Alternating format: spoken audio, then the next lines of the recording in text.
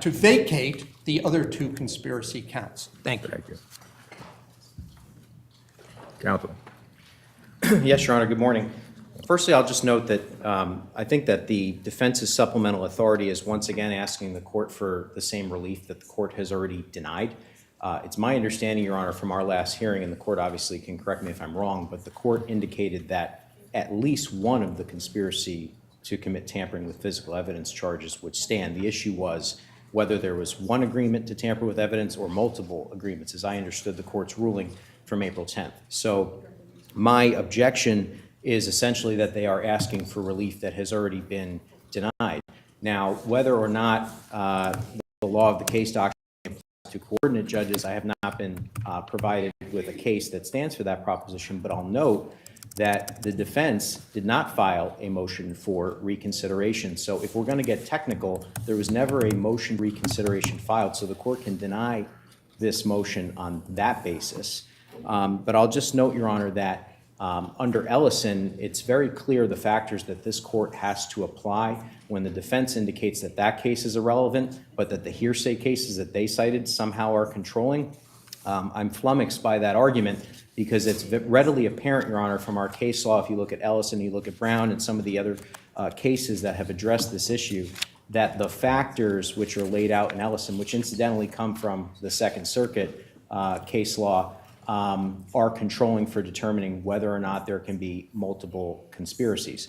Now, with respect to the merits of whether or not there can be more than one conspiracy to tamper with evidence, it's the state's position, and we argued this extensively at the April 10th hearing, that there was sufficient evidence for the jury to find that there was multiple conspiracies, not the least of which is there was 5 days of separation between the two allegations of conspiracy. They took place in different towns. They had different objectives.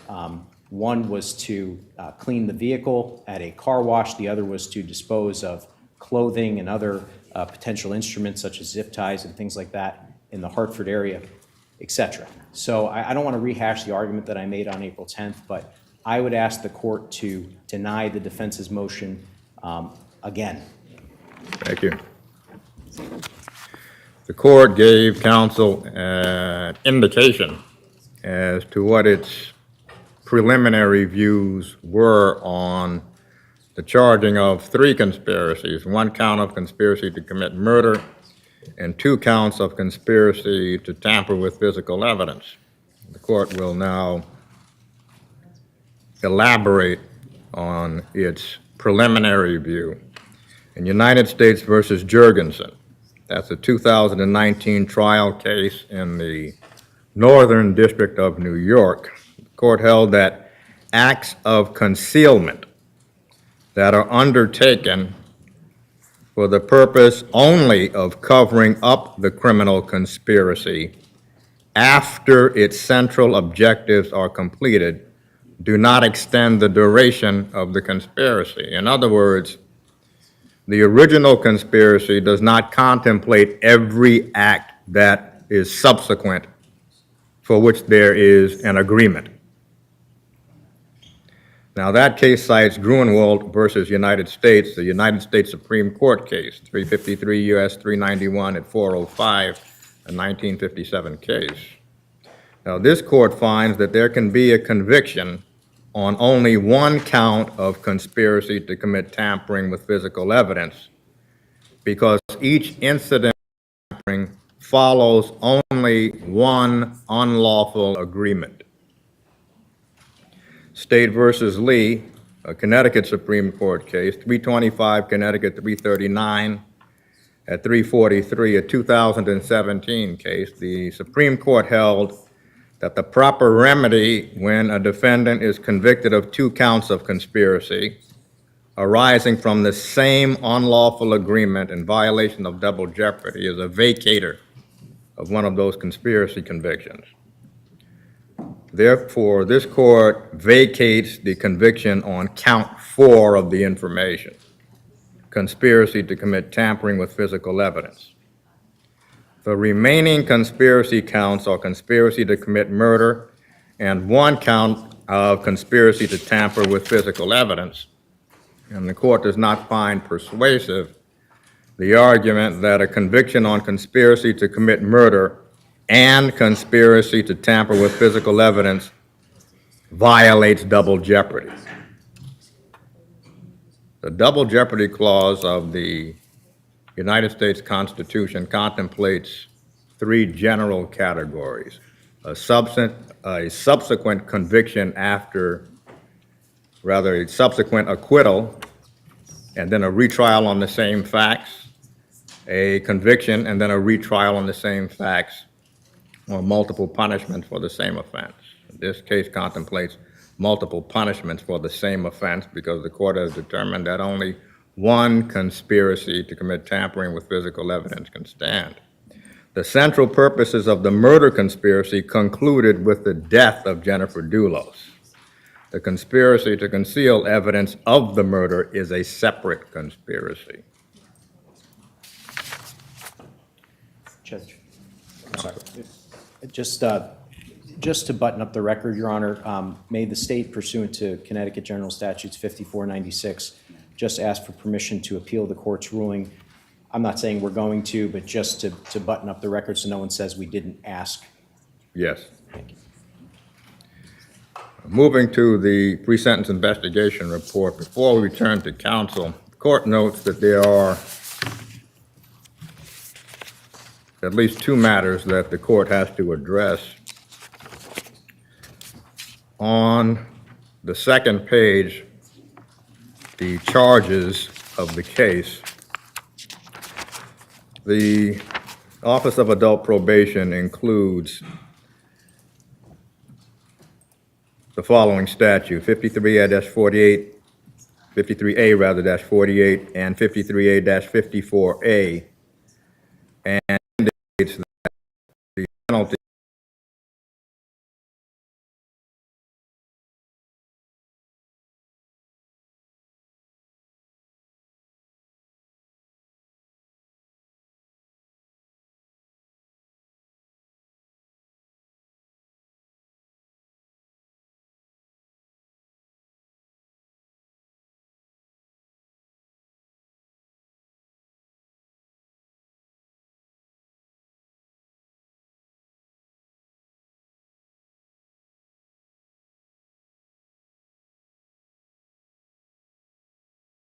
three current offenses essentially is a recitation of the facts leading to the investigation and a finding of probable cause. These facts are not taken from the facts adduced at trial. They're taken from warrant affidavits and police reports in the course of the investigation. Attorney Shorehorn, you may be heard. Thank you. That was going to be what your color just indicated was going to be my first remark, that these, the so-called offense conduct is taken from police reports and warrants. To a certain extent, they are not what the evidence showed at trial, but there's only a few that matter that I'm going to bring to the court's attention. First is on page 4, where it states that that with regard to the timelines, which were pejoratively referred to by the police as alibi scripts, it states that the two were drafted, quote, together, that they authored it together, is the way, the exact quote is, an account of 5/24/2019 and 5/25/2019, which Farber Dulos and Troconis together had authored.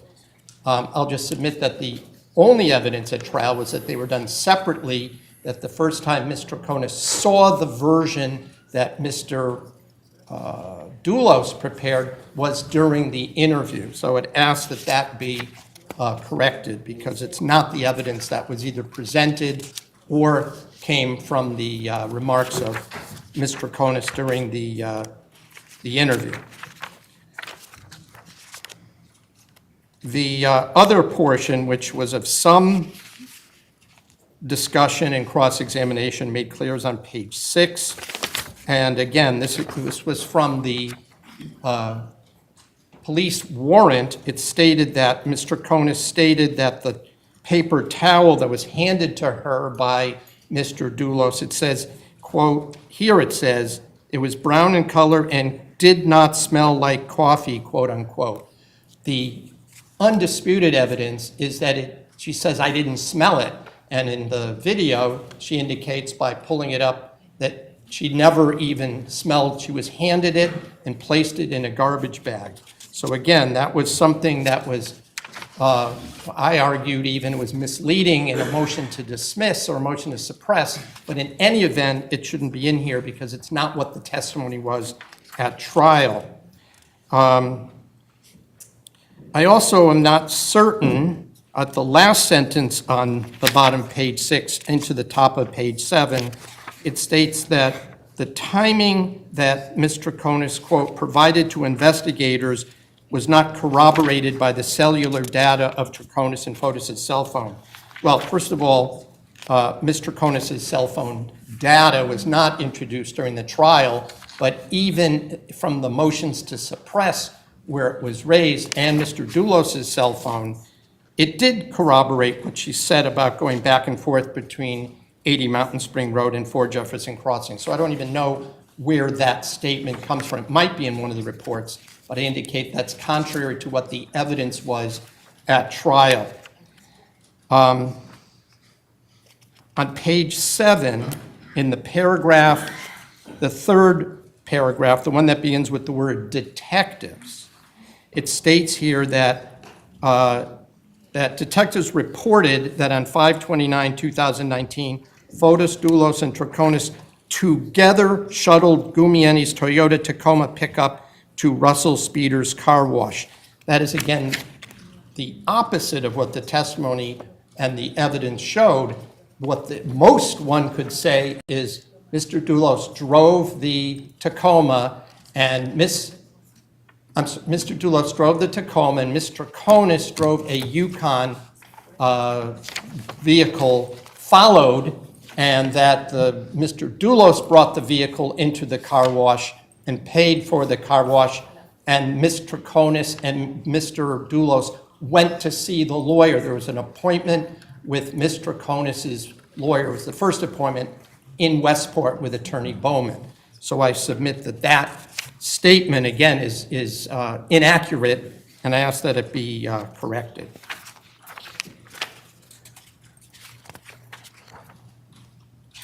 As far as the, I'm not going to quibble with some of the things that may or may not be different than the evidence, but those are the things that are material. There are things in the reports that there was either no evidence of or it was contrary, but it's not material. Those are the only things that I wish to bring to the court's attention with regard to the particular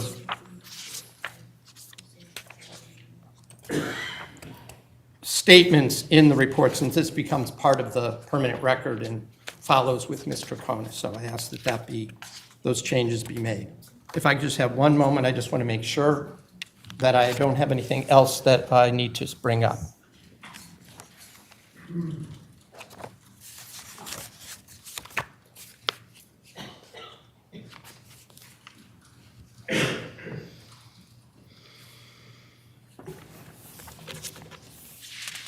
Just have one more moment, Your Honor.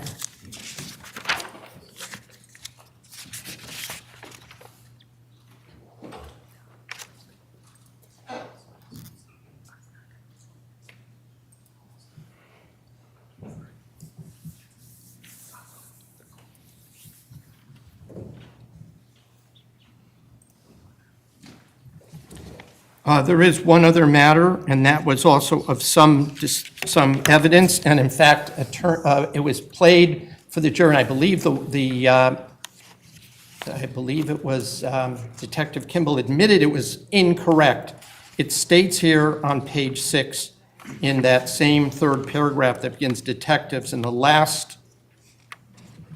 second to last sentence, it says, Troconis began cleaning windows and then gave up because she realized the house was too big.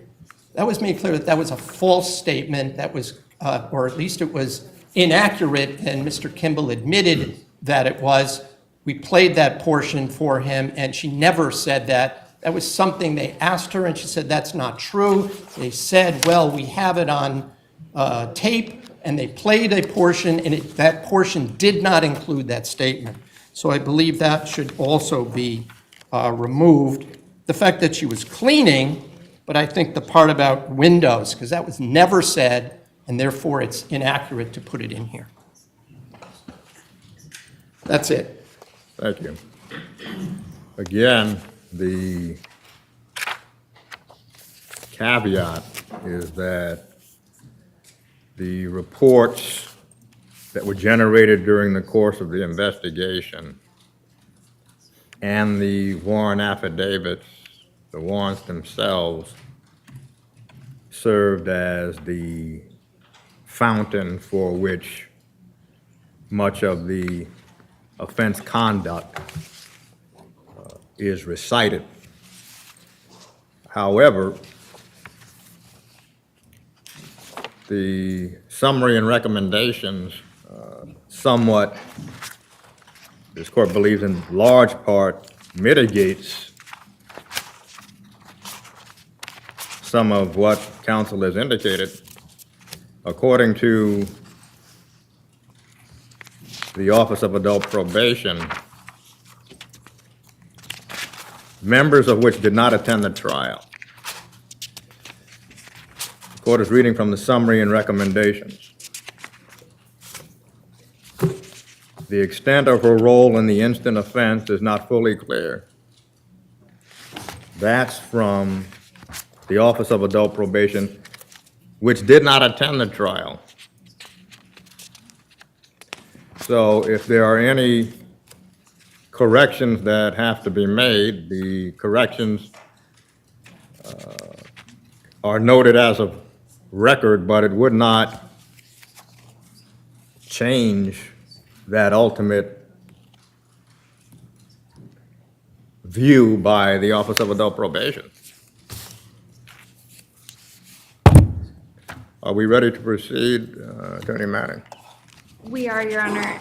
If I may just comment on the state's view for the PSI. Yes. I will be brief, as Your Honor has already indicated. What I will agree with counsel on is I'm not going to quibble over the facts on how they are presented in the PSI. As Your Honor has indicated, it does not reflect any bit of the trial and a lot of the details that came out on the trial. For the summary and recommendation, I don't at this time have any substantive changes or considerations with respect to the PSI as a whole, but the state will certainly be remarking on it as I go forward. But we are ready to proceed, Your Honor. And before we do, as a housekeeping matter, there were a number of letters that the court had requested be provided to the court ahead of time. I have also taken those same letters, I believe, if my math is correct, there's 63 of them, placed them on a disc, handed that to the clerk. I'd also emailed them to the state well in advance, so they had every one of those letters. I asked that that be marked as, I don't know how if these are court exhibits, because it's something to the court. And then there was a letter, so that would, as a disc, constitute one exhibit for all 63 plus or minus letters that the court received. And there was a letter that was sent directly to the court that was then emailed to my office by the clerk by a Barbara Ruppert, and I asked that that letter be marked. I don't know if the court already did, but I asked that that also be marked as an exhibit for a court exhibit for purposes of today's sentencing. The same as well, Your Honor. We have about 12 speakers who are going to speak to the court. They have presented letters. I have put those on a disc, provided copies to counsel. As well as on the disc is each of those speakers has picked a special photograph that is special to them regarding Jennifer Dulos. So I have that on the disc as well. I asked that that be made, however it is marked as well, and the state is ready to proceed. Okay, so what we will do is, for the defense disc, we'll designate it as defense sentencing A. For the individual letter, defense sentencing A1. For the prosecution sentencing 1. You may proceed, Attorney Manning. Thank you, Your Honor. If I just may have one moment.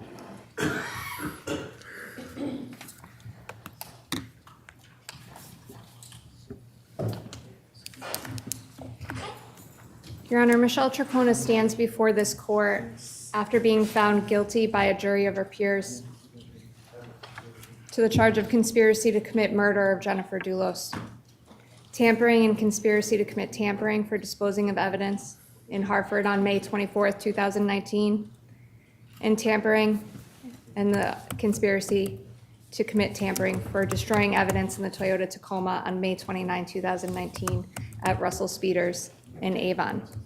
She was found guilty by a jury of her peers after trial, as well as hindering prosecution. Before I go into the state's remarks and recommendation, I'm going to ask the court to hear from the people who are most devastated by the defendant's selfish, manipulative, and cruel actions, by her agreement to murder Jennifer Dulos, by her assistance in covering it up, and by her failure to accept any responsibility or show any remorse. I'd ask the court to hear from Jennifer Dulos' mother, sister, 5 children, and the friends who have kept Jennifer's spirit alive despite the cruelty of Michelle Troconis. I'd ask Your Honor first to hear from Jennifer's mother, Gloria Farber. If I may just have one moment.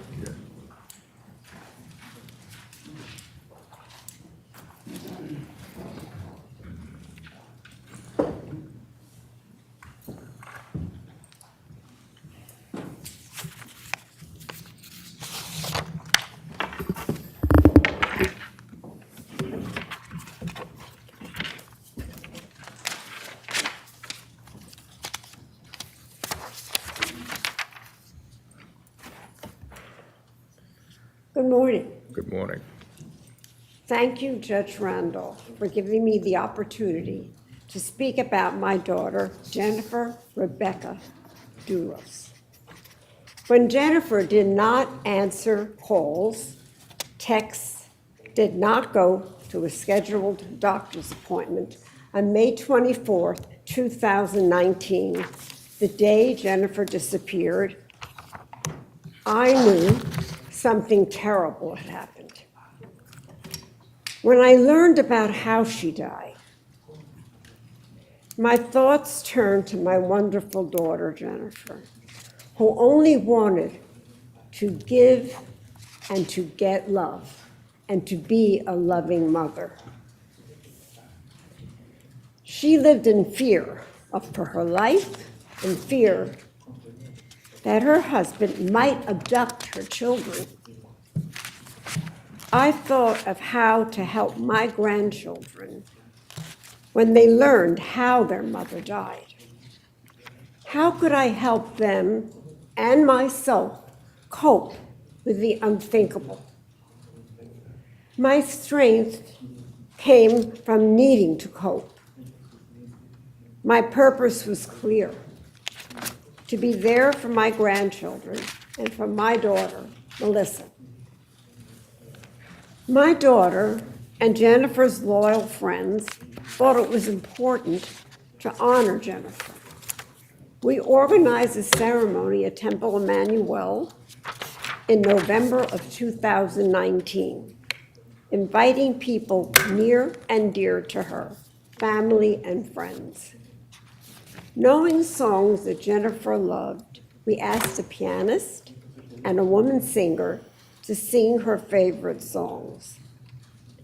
The chief rabbi spoke, as well as several other people.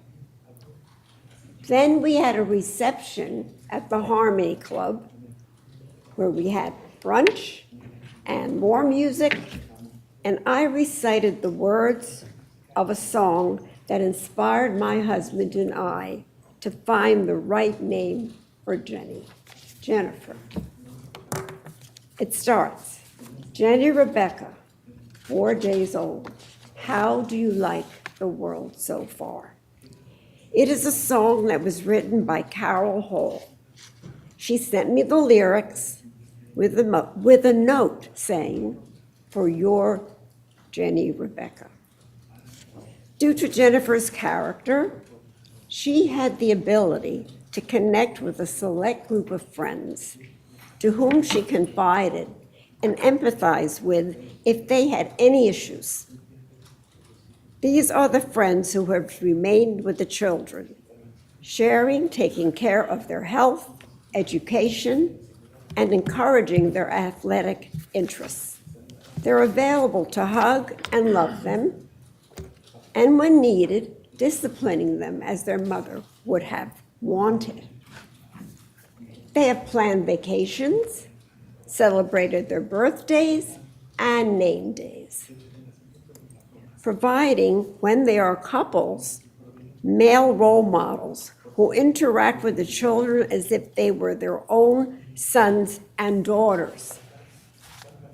In this way, creating blended families by including their children. One being widowed and having met Jennifer in graduate school, is able to mentor the children on any subject. Run with one of the boys who loves running. She has become our family spokesperson. Jennifer's sister, their aunt, loves them deeply and provides a connection to their mother. We honor Jennifer by creating a memorial stone near her father's gravesite. The stone is a replica of her father's gravestone. Jennifer had always wanted to be buried near her father. Now we had a memorial stone where the family and close friends gathered. I asked a rabbi from the temple who knew about my family to preside. She recited Kaddish and asked if anyone wanted to talk about Jennifer. Her sister spoke eloquently, as well as many of the other participants. For years, we searched for her remains, tracking down every lead. This search continues.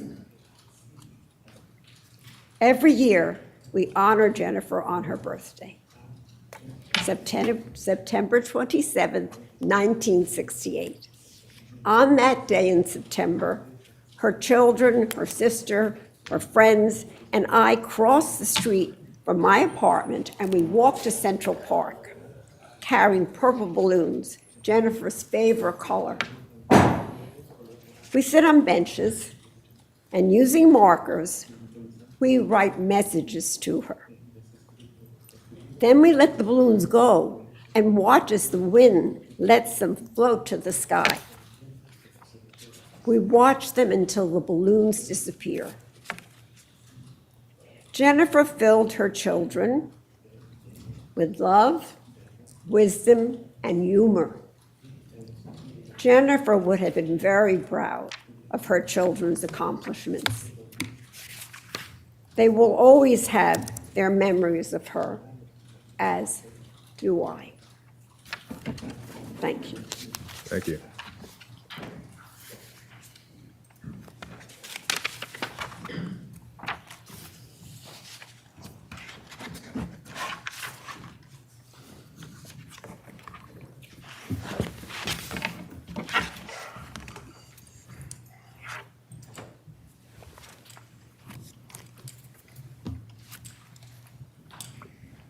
Next, I would ask the court to hear from Melissa Farber. Melissa is Jennifer's sister.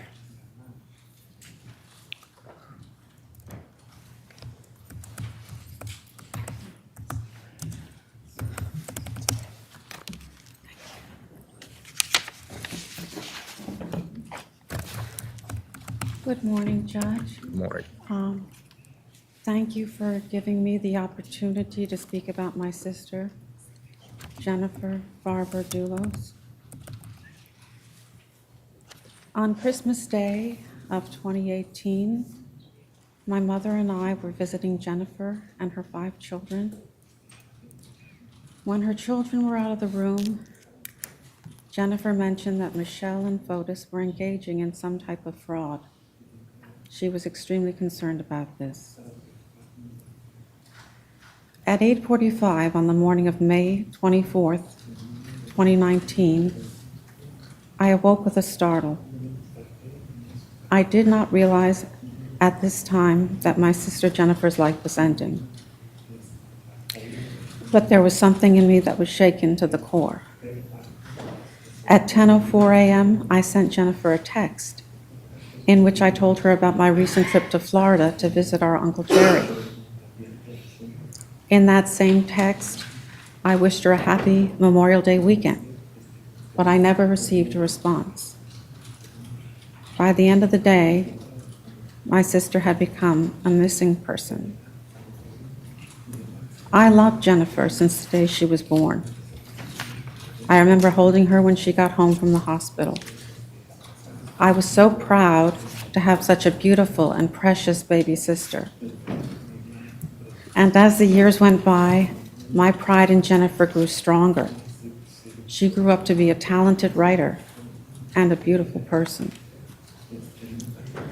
I miss Jennifer's intelligence, her soft, sweet voice, and the sound of her laughter. There are really no words to adequately express what losing my sister Jennifer has meant to me. Thank you, Judge. Thank you. Thank you.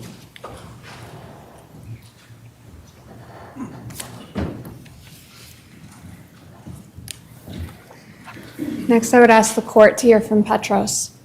Petros was only 13 years old the day his mother was murdered.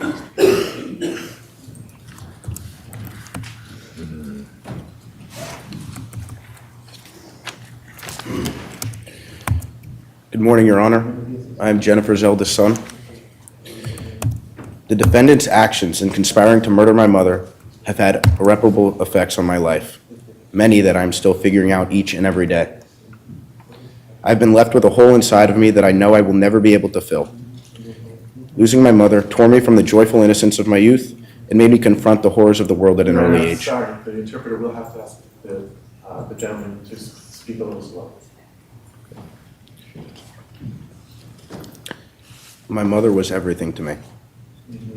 But during the divorce, I became very bitter with everyone around me, especially Mom, because she was always trying to help me. This meant that I hurt the person closest to me because I didn't know how else to voice my pain. The defendant's actions mean that I will never be able to tell my mom how sorry I am for not being a better son when she needed me. I will never be able to tell Mom how proud of her courage I am, most importantly, how much I love her. This fact haunts me every day. There are feelings and thoughts that I will never be able to express again because my mom was the key to those parts of me. I'm upset that I will never know the man I could have become if my mom was still here to guide me. She was my hero, and now I often feel lost without her comforting smile and her meaningful discussions. I wish I could share my victories with her, but I can't because she is not here anymore. I wish I knew she was in the stands watching me play. I wish I could come home and show her my grades and feel the genuine pride in me that I only got from her. I wish we could sit for hours and discuss everything there is to talk about. I wish she could see me mature from a boy into a young man. I wish I could hug Mom again, but I can't now. Your Honor, I understand that sitting over there is a mother with a child and a family who love her. My mom once had that. We once had that, and she helped destroy it. That woman appeals to our sympathy under the guise of being a mother. She has desecrated the meaning of that word for me. This statement is primarily about my loss, but I also want to highlight my mom's exceptional nature. The number of people who have rallied around us is a testament to the devotion she inspired in those close to her. I want to end with the lesson my mom taught me. Leave everything the same or better than you found it. Michelle Troconis, you did the opposite, and you should be punished. Thank you.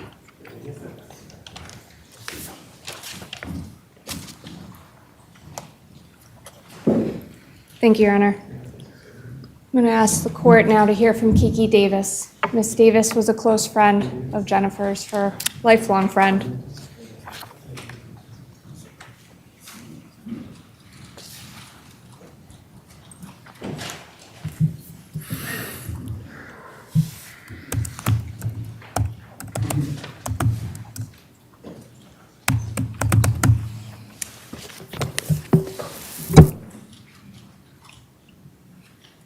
Your Honor, I appreciate the opportunity to share my thoughts and experience regarding the loss of Jennifer Dulos.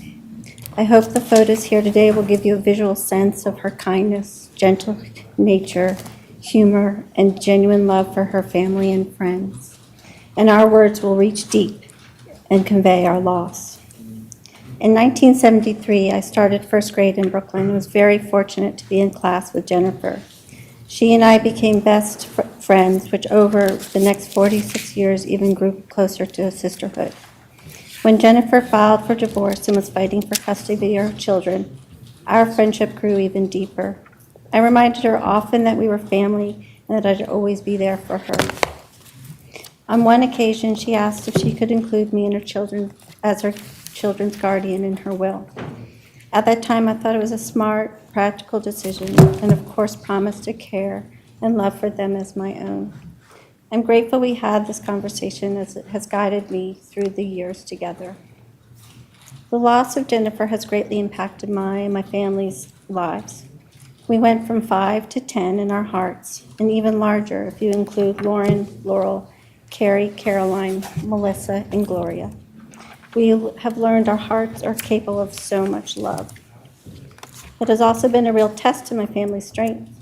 I've been an absent mother to my own children and spouse to my husband, especially during the years that I divided my time living 2 weeks per month in Charlotte, North Carolina, and the other 2 weeks in Brooklyn with Jennifer's children. The heartbreak and guilt of going back and forth has been one of the hardest tests I have ever endured. But that was a choice I made, and not entirely something Michelle Troconis did to me. However, Michelle Troconis' actions, and perhaps lack of actions, greatly impacted me daily, as I am now the closest person to a mother these 5 may ever have again. My friend Jennifer should be in my shoes hugging her children each morning. My friend should be in my place hearing them laugh or cry. My friend should be by her children's side as they do their homework, get ready for bed, or wish to talk about friends. My friend should be here to teach her family history, and her young years. My friend should be here singing songs, watching their sports games, and doing puzzles with her children. My friend should be troubleshooting and agonizing over colleges, ACTs, and summer jobs. Her children should feel the safety of her hug. They should know her incredible patience and love for listening. They should hear the sound of her wonderful, contagious laugh. They should experience the innate wisdom she holds about the right course for their future. They should feel, not remember, her unconditional love. Over the past 5 years, I have done my best to be a mother to Petra, Theodore, Christian, Constantine, and Noel, while always carrying the deep sadness that it should be Jennifer, not me, seeing and being present in her children's lives. Michelle Troconis, you took this from them. Thank you.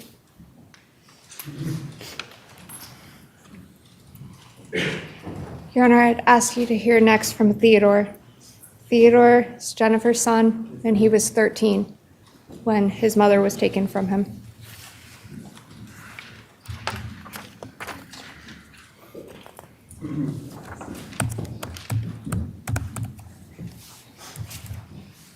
Good morning, Your Honor. Good morning.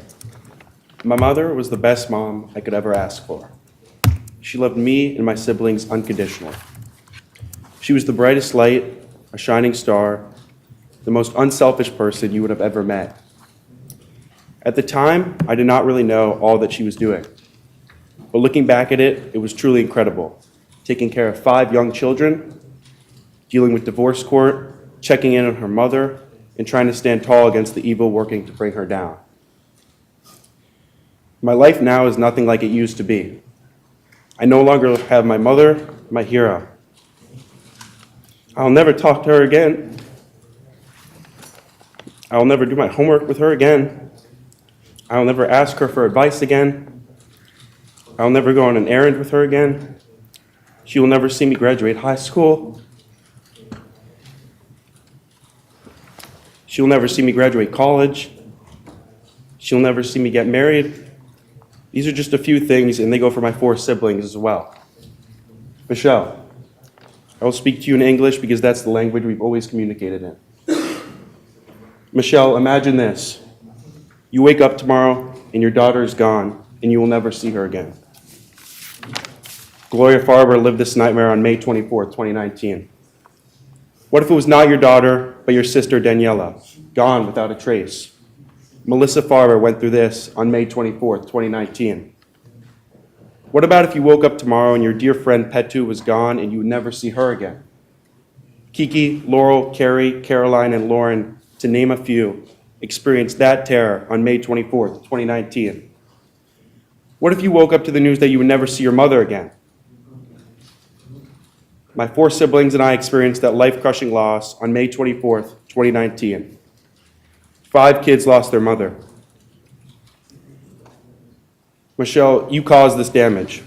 On May 24th, 2019, you not only knew about, but conspired to murder a daughter, sister, friend, and mother of 5 kids. That day, you took away 5 children's source of comfort, our protector. You showed no remorse, and you have yet to show any to this day. You have sympathy only for yourself when you realize you will be punished. You expected to get away with it because you believe you are above the law. You thought nobody would suspect you and that all suspicion would fall on my dad. Unfortunately, you underestimated law enforcement and the justice system in our country that day and the days and months following. You were caught red-handed and you're shocked. You will spend the next however many years behind bars, and this will give you the time to think about what you have done. Every day, you will wake up in a small cell with not much to do. You will have many years to contemplate what you know you have done. If you have just the least bit of humanity, I suggest you let all of us know exactly what happened that day and where my mother is. Do the right thing, Michelle. Admit to your family what you did instead of trying to keep their family pride. Ephesians 4:25. Therefore, each of you must put off falsehood and speak truthfully to your neighbor, for we are all members of one body. I will never forgive you for what you have done, and until you give us more answers, you will be considered evil, violent, and most definitely a coward. An appropriate sentence, Your Honor, would be 50 years, 10 years for each child who lost their mother that day. May my mother rest in peace. Thank you, Your Honor. Thank you.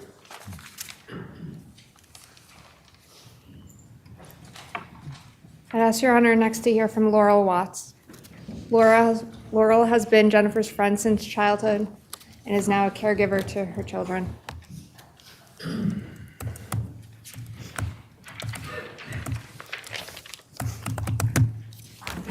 Good morning, Your Honor. Good morning.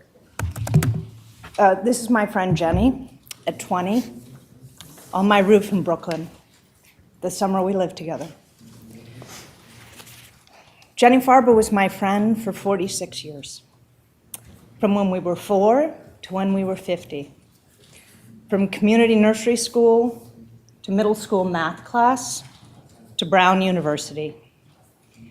You have to be pretty extraordinary to inspire friendship that evergreen. She was. All the adjectives: deep, beautiful, genius, outrageous, gentle, and wise can't even come close. We lived together, traveled together, and we held each other's babies when they were born.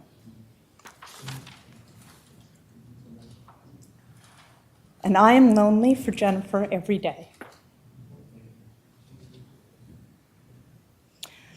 My conversation with her lasted for 46 years. It ended on May 24th, 2019, forever silenced. I have her last voicemail. I have her last text saved on my phone. I have no other friend who knew me at 4, and at 12, and at 20, and at 50. The Jennifer that knew me at all those ages is gone. And all those Jennies stretching back in time exist only in my memory. I can't see them in her face. Sometimes I can glimpse them in her children's expressions, hear their laugh in theirs. On March 1st, 2024, Michelle Troconis was convicted of conspiring to murder Jennifer Farber Dulos. By killing Jennifer, Troconis cut off a future for Jennifer and for us. So much of this trial has been about what was a failed relationship, divorce, court orders. But every time that I was with Jennifer and her children, she was deeply, truly content. She was always holding one kid's hand, had another in her lap, was making a crazy joke with two of them. She delighted in them wholly. The most relaxed, beautiful, and fulfilled I have seen her in all my years of friendship with her was with them. That should have continued, growing and changing and evolving. But because of Michelle Troconis, Jennifer's kids never got that future with her. The week before she was killed, Jenny called me. She was feeling hopeful about the future, that there was light at the end of the divorce tunnel. I said, we're going to have so much fun.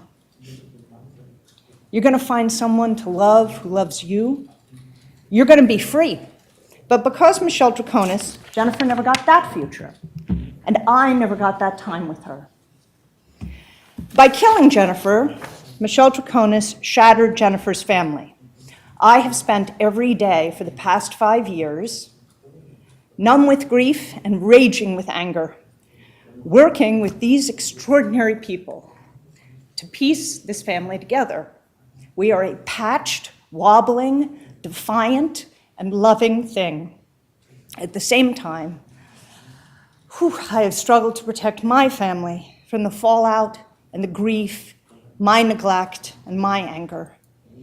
I've asked everything of my husband, my children, and my aging parents, and I will keep asking it of them because our project is never going to end. By killing Jennifer, Troconis left 5 children without a mother. I witness that loss every day. I take solace in Jennifer's children, Christian and Constantine, Petros and Noel and Theodore, because they are part of her and they are now a part of me, like she was a part of me. But every act of mothering them, hair brushed, hands held, secrets kept, fights, worry, and pride is bittersweet. All joy is mediated. Because every moment that's good and every moment that's bad, Jennifer desperately wanted. It should be her visiting colleges with Theodore, lazing in bed with Christian, cheering at Noel's volleyball game. It should be her wrestling with Petros's ACTs and laughing at Constantine's newspaper article. Not me. But Jenny's not here. Because Troconis helped destroy evidence and lied to the police, Fotis Dulos remained at large over 9 months following the murder of Jennifer, from May 2019 to January 2020. That's May, all of June, July, August, September, October, November, December, January. We lived in a state of fear that we would lose the kids to him and that they would be hurt. Hours after the murder, Dulos demanded we return the kids to him. 2 days after the murder, he was raging in our lobby. Even after he was arrested, the police warned us that he would kidnap the kids or enact some violent revenge on us for taking care of them. I did the calculations. How long did we have from when the ankle bracelet alarm went off until he arrived on our doorstep? 1 hour? Maybe? The kids were accompanied everywhere by armed security guard for 9 months, and I was never not on alert. Because Troconis helped destroy evidence and lied to the police, Jennifer's body has never been found. I could not mourn Jennifer openly because she was missing. I could not answer the kids' questions, where is she? I gave a eulogy at a memorial without a body. Her mother put a headstone over an empty grave. Because Troconis assisted Dulos in the disposal of Jennifer's body, all we do have is a bloody bra and a shirt stiff with Jennifer's blood, sliced up the center. And all of the horror engendered by these our only artifacts. That's what the kids have left of their beautiful, gentle mother.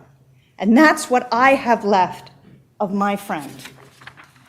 In the instructions explaining the scope of the victim's statements, we are invited to give our opinion as to what should happen to the defendant. In my opinion, Michelle Troconis deserves the maximum sentence available under the law. 1, your cruelty is stunning, and therefore you deserve a sentence at the upper limit of the range. These 5 children were not an abstraction. They were not your boyfriend's kids, a photograph on a desk. You skied with them, you lived with them, you fed them, you tucked them in. Your child, Nicole, is the same age as Petrus and Theodore. She is a daughter, like Christiane and Noelle. How could you, as a mother, knowing what that means, knowing what that bond is, how important that is for Nicole, choose to kill the mother of these children you claim to love? You must have known what the outcome would be, the devastation, but you did it anyway. Killing Jennifer demonstrates a capacity for cruelty that is mind-boggling, or that you are incapable of human feeling, that you are unable to conceive of these children as anything other than things to be acquired. Your greed is engulfing, and therefore you deserve a sentence at the upper limit of the range. You claim you didn't know Jennifer, but you coveted her life, and you effectively took it for your own. First, you took Jennifer's husband. Whatever the state of their relationship, they were married. Then you took Jennifer's home, moving yourself Miami into Fort Jefferson, into Jennifer's bed. You moved Nicole into one of the kids' bedrooms. You enrolled Nicole at the school where Jennifer had 5 children, friends, a community. You tried to take Jennifer's children. By erasing Jennifer, you hoped to get custody, becoming what you and Fotis prematurely claimed to be, a married couple with 6 children. You cold-bloodedly planned, executed, and covered up Jennifer's murder, and therefore you deserve to be sentenced at the upper limit of the range. This killing was not an accident. You did not lose control. You helped plan every complex step, minute by minute. You drifted around that house, fiddling with Fotis' phone, providing him with an alibi, all the while knowing he was in New Canaan, snuffing out Jennifer's life. You were intimate with him against the door of the Tacoma, bloody seats and all. You sat in the Raptor chewing gum and texting while he disposed of bags of bloody evidence. That is the definition of cold-blooded. Your Honor, I believe any and all sentences should be served consecutively. There are no mitigating factors. This woman is sophisticated, she is educated, she's an independent person. She was not swayed by Fotis. I knew him 4 years, much longer than she did. And he was no Svengali. He had no special powers. She has shown no remorse. She has had many opportunities over the past 5 years to help or show compassion, and she never has. Finally, to the degree time in prison provides retribution for these crimes, she deserves to be sentenced at the upper limit of the range. Troconis' daughter, Nicole, was 12 when Troconis conspired to kill Jennifer. In the past 5 years, Troconis has raised her daughter into young adulthood. In Connecticut, Miami, and Colorado. Troconis has been available to her mother, spent time with her sister and her friends. Jennifer will not raise her children past May 24th, 2019. Jennifer will never take care of her mother or sister. Jennifer will never spend time with us, her friends. Jennifer's sentence is forever.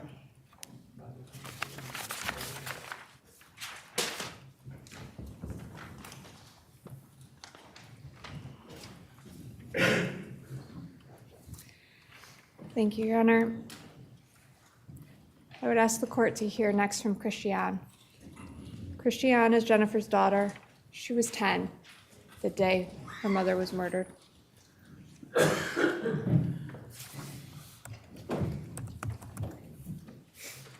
morning, Your Honor. Good morning.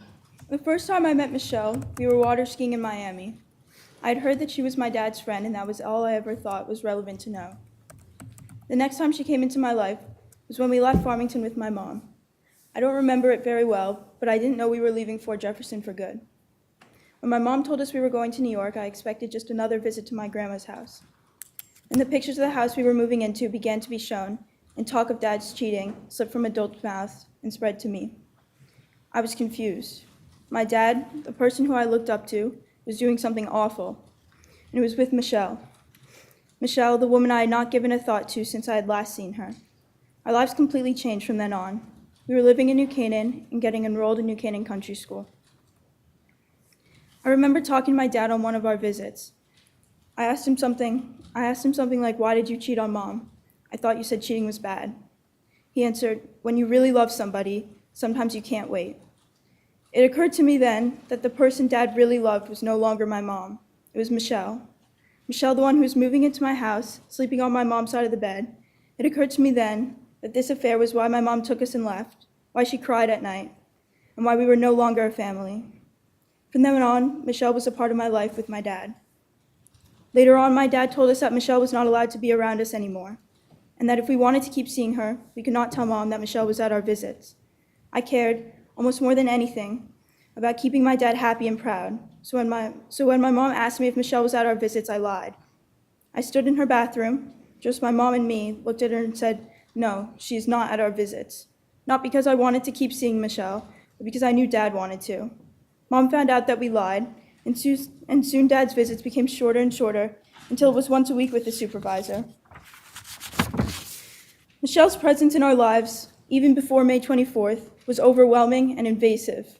I lied for her. I was told to trust her. I switched bedrooms so that she and her daughter could move in, all while seeing the effects this had on my own family. On May 24th, 2019, I went to my friend's house after school while my siblings went to New York. I was told I had to sleep at that friend's house because something was happening, but nobody told me what. That night, I called my mom and she did not answer. On the same day, my dad, with the help of Michelle Troconis, murdered my mom. And even though Michelle may not have been holding the weapon, I truly believe that she had a lot more to do with everything than she is letting on. Michelle Troconis, to me, is the reason I feel completely lost and alone on nights when I cannot sleep. She's the reason why I've blocked out my childhood, and that day so much I can barely remember it. She's the reason kids at school look at me with pity, the reason my teachers say guardians and not parents, the reason I've had to sit and watch as the people who care for me break down, the reason my siblings move through life with a huge piece of them lost. She's the reason I've had to sit on the bathroom floor with my little sister and try my best to comfort her. She's the reason I had to visit my dad in the hospital, knowing what he did and knowing he chose to leave us. She's the reason I did not get to visit my mom in any sort of way before she died and have no closure in her death. She's the reason I no longer feel I have a real beginning, a home to always come back to, parents I will always belong to. She's the reason words mom and dad spark nothing but a hazy memory. The reason those words will never again represent the person who holds me in their arms as I cry about some unimportant temporary problem. The person I can casually go to lunch with and talk about all the gossip and trauma with. The person who comes to my sports games and cheers me on. The person who picks me up from school.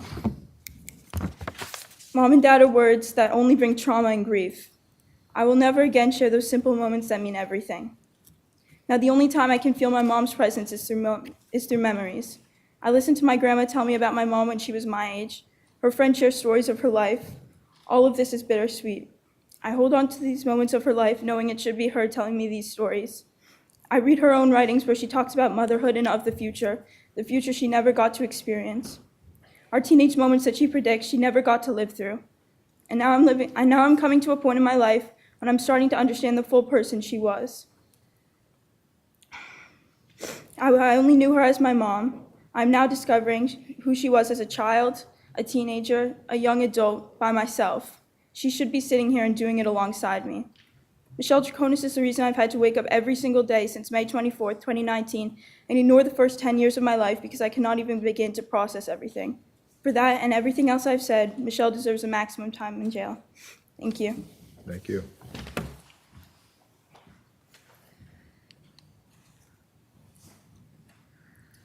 Next, I'd ask the court to hear from Lauren Almeida. Lauren is the nanny to Jennifer's children and was Jennifer's friend.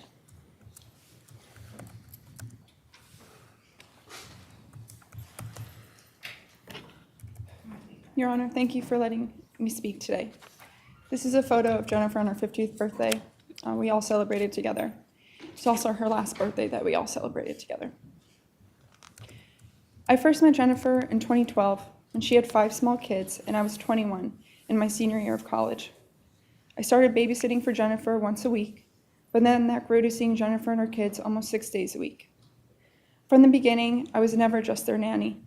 To be inside someone's home is such an intimate experience, one that has many ups and many downs. But right away, Jennifer opened up her home to me and made me part of their family. We were a duo right away. She trusted me and I trusted her. It was Jennifer I went to when anything happened in my life, when I needed direction or someone to just vent to. Jennifer always had my best interests at heart and gave me a space to be heard. She made me laugh. She made me think about my future, and she provided me with opportunities I never thought I'd have. Most importantly, she loved me, and I loved her and her family. Through this experience, I've gained people in my life that were Jennifer's closest friends and are now my chosen family. Women who are teaching me how to be a mother, how to let things go, how to just live and love. They have all taken some place of what Jennifer was to me, even though that hole can never be filled. There's a piece of Jennifer in all of them. I hear Jennifer's voice in Kiki's, her intelligence in Carrie, her force with Laurel, and her wittiness in Caroline. Seeing Melissa and Gloria, I see Jennifer in their eyes and smiles. While I've gained this chosen family, it shouldn't be like this. It should be Jennifer sitting at the table helping with homework. It should be Jennifer attending sports events. It should be Jennifer taking them on college tours. It should be Jennifer's bed they run into at night. It should be Jennifer giving them advice on friendships. It should be Jennifer that they have to console them. It should be Jennifer to see them at their sad times and at their happiest. And you, Michelle, you have helped take away all of this. You took their mother and you took my friend. The actions of Michelle Troconis have greatly affected my life and continue to affect my life. The day Jennifer went missing was the day I started to fear not only for my life, but the life of Jennifer's 5 children. And this was directly because of what Michelle and Fotis decided to do on May 24th, 2019. I no longer slept. I no longer could leave the apartment without running to my car in fear that someone would come after me. I could no longer enter my home in Connecticut without a police officer because I was afraid of Michelle and Fotis being on the other side waiting for me. We didn't leave the kids alone because we were certain Michelle and Fotis would try and take them. We had armed bodyguards escort us anywhere we went because we lived in fear 24/7. I had nightmares so bad I woke up in tears shaking, unable to let go of the thought of Michelle and Fotis taking these kids and doing something unthinkable, because the unthinkable had already happened. It has been proven that Michelle conspired with Fotis to kill, in the most gruesome way, a mother of 5 kids, a mother and my friend. May 24, 2019 was the day Jennifer was murdered by Fotis and Michelle, and that was the day I decided I wouldn't leave those kids until she was found. It's been 5 years, and I still haven't left their side. I had a relationship, upcoming career, family, friends. My whole life was in Connecticut. I left all that to help Gloria and Jennifer's close friends to care for these kids. My relationship ended. I lost the place I called home. I've lost friends and time with my family. I had to rethink what my life would be like now that I had 5 kids to help look after. These kids have become my whole world, and they've taught me what unconditional love is. But because of what Michelle has done, my life has become something unexpected.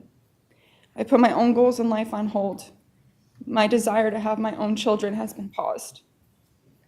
I've also witnessed what losing both parents have done to these kids. Tears, fear, sadness. because they no longer have parents to watch them grow up, watch them graduate, help them learn from mistakes, enter relationships, and share memories of their childhood. The feeling we all feel, knowing we have our parents in this world that love us unconditionally no matter what we do, the 5 of them lost that. And while the kids are surrounded by unconditional love, this feeling of safety and security for them is gone. You, Michelle, were found guilty on all accounts in this courtroom. You, Michelle, drove with Fotis while you threw away Jennifer's bloody clothes in the trash. You, Michelle, lied multiple times to the police. You, Michelle, have been disrespectful in this courtroom. You, Michelle, have been found guilty of conspiring with Fotis to murder Jennifer. And you, Michelle, show no remorse and no accountability. Michelle Troconis deserves to spend the maximum sentence behind bars because of all that she did. She helped change the course of so many people's lives. And for what? To take Jennifer's place? Because you could never. To live this lavish lifestyle Fotis promised? We'll never know, because I believe Michelle will never be honest. She took away the most genuine, thoughtful, funny, and kind person I have ever met. She took away a mother who sang silly songs to her kids, who was always there when they fell to lift them back up, a mother whose whole life was Petros, Theodore, Christian, Constantine, and Noel. Now, these kids and all of Jennifer's loved ones no longer have that. We don't even have the comfort of knowing where she is. Where is she, Michelle? Michelle helped take Jennifer's life at the young age of 50, and she deserves to live out the maximum sentence behind bars. Thank you, Your Honor. Thank you.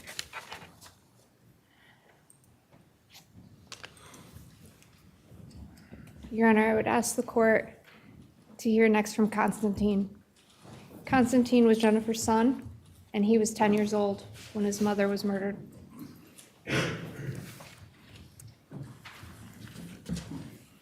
Good morning, Your Honor. Good morning. The actions of Michelle Troconis on May 24th, 2019 drastically impacted my life. All this began back in 2016 when I first met Michelle Troconis.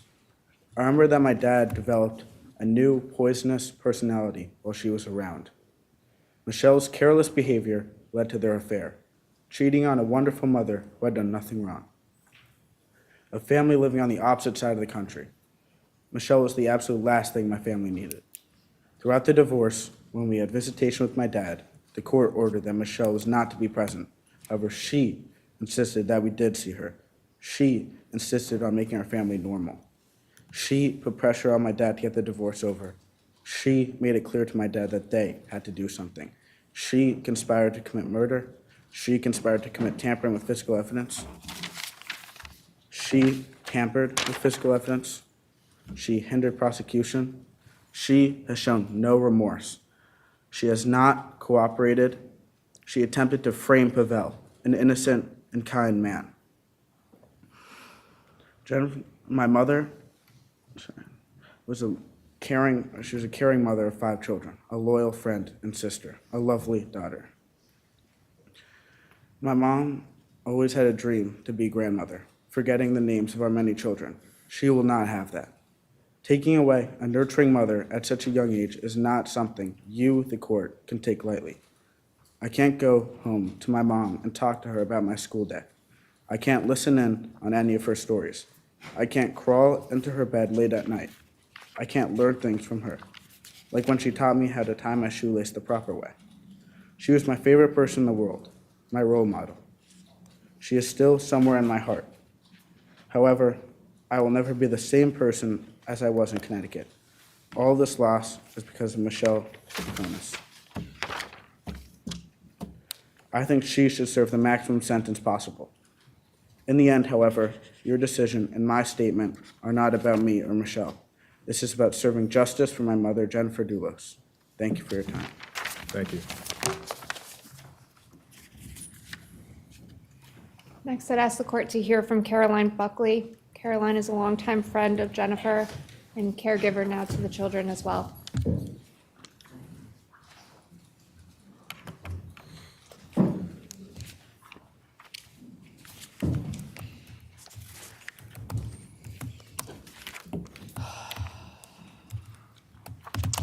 Judge Randolph, thank you for the opportunity to address the court. Jennifer was my friend for 12 years before her murder. Our children are the same age and went to the same school together until she was forced to leave Farmington in 2017. We celebrated births and birthdays together, school concerts and sports days. I miss her every day.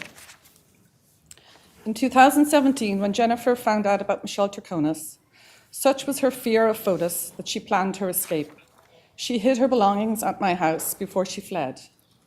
She left a community of friends that loved her.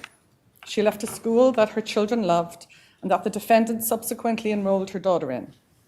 Throughout the following months, Jennifer was shocked at the behavior of Michelle Troconis. Jennifer, honest to her core, was horrified at Michelle's belief that rules did not apply to her. We witnessed this behavior throughout the trial. As a result of Michelle Troconis' lies, Fotis Dulos was not initially arrested. Living in Farmington meant that my family were located in close proximity to the defendant. Every day, we lived in fear. We searched for answers and looked for clues for Jennifer. Places that had warm memories of friendship and fun childhoods became the stuff of nightmares.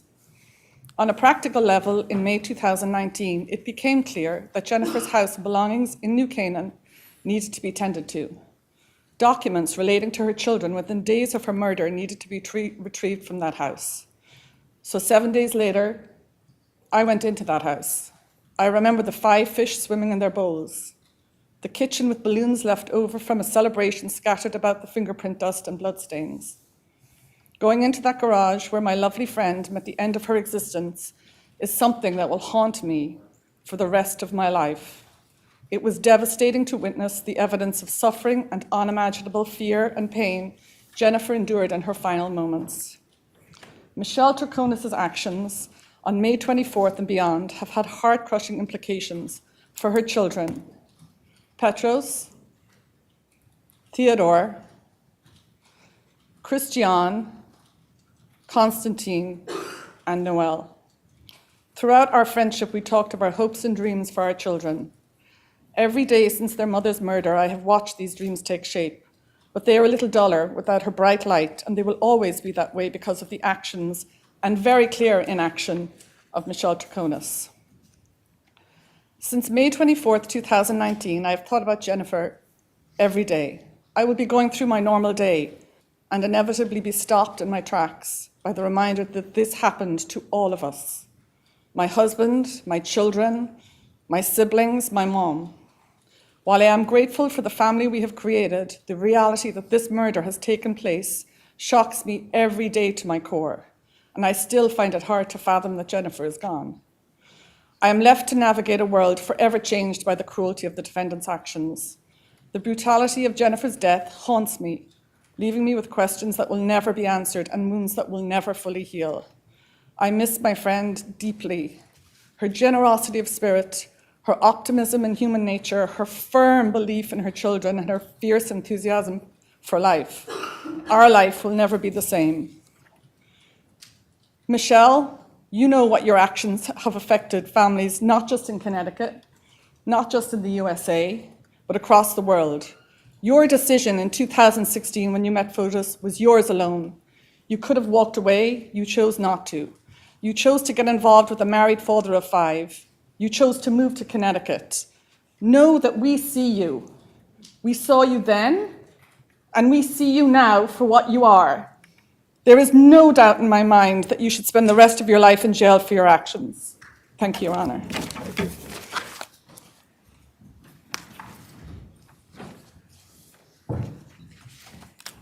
I ask the court next to hear from Noelle. Noelle was 8. She was 8 years old the day her mother was murdered.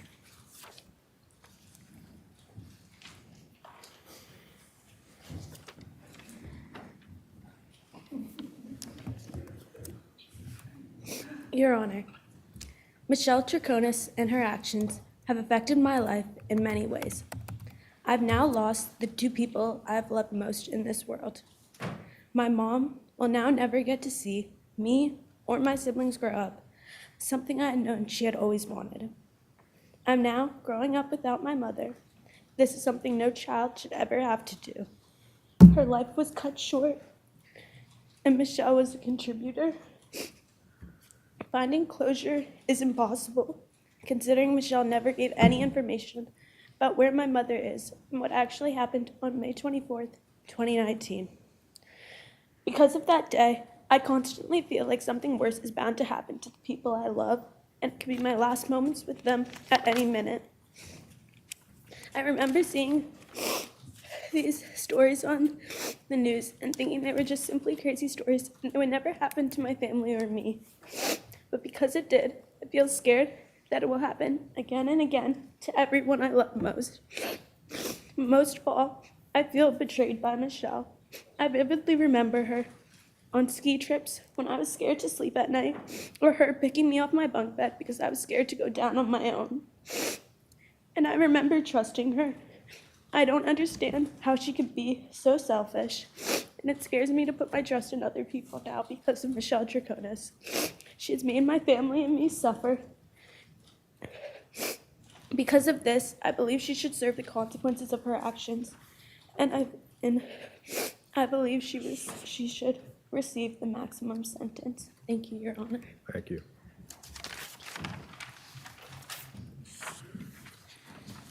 As said, I would ask the court to hear from Carrie Luft. Carrie is a longtime friend of Jennifer. She's also a caregiver to the children and the Farber family spokesperson. After the court hears from Ms. Loft, we will take a morning recess. And Ms. Luft will conclude the speakers, Your Honor. The state would go into their remarks after the recess. Thank you.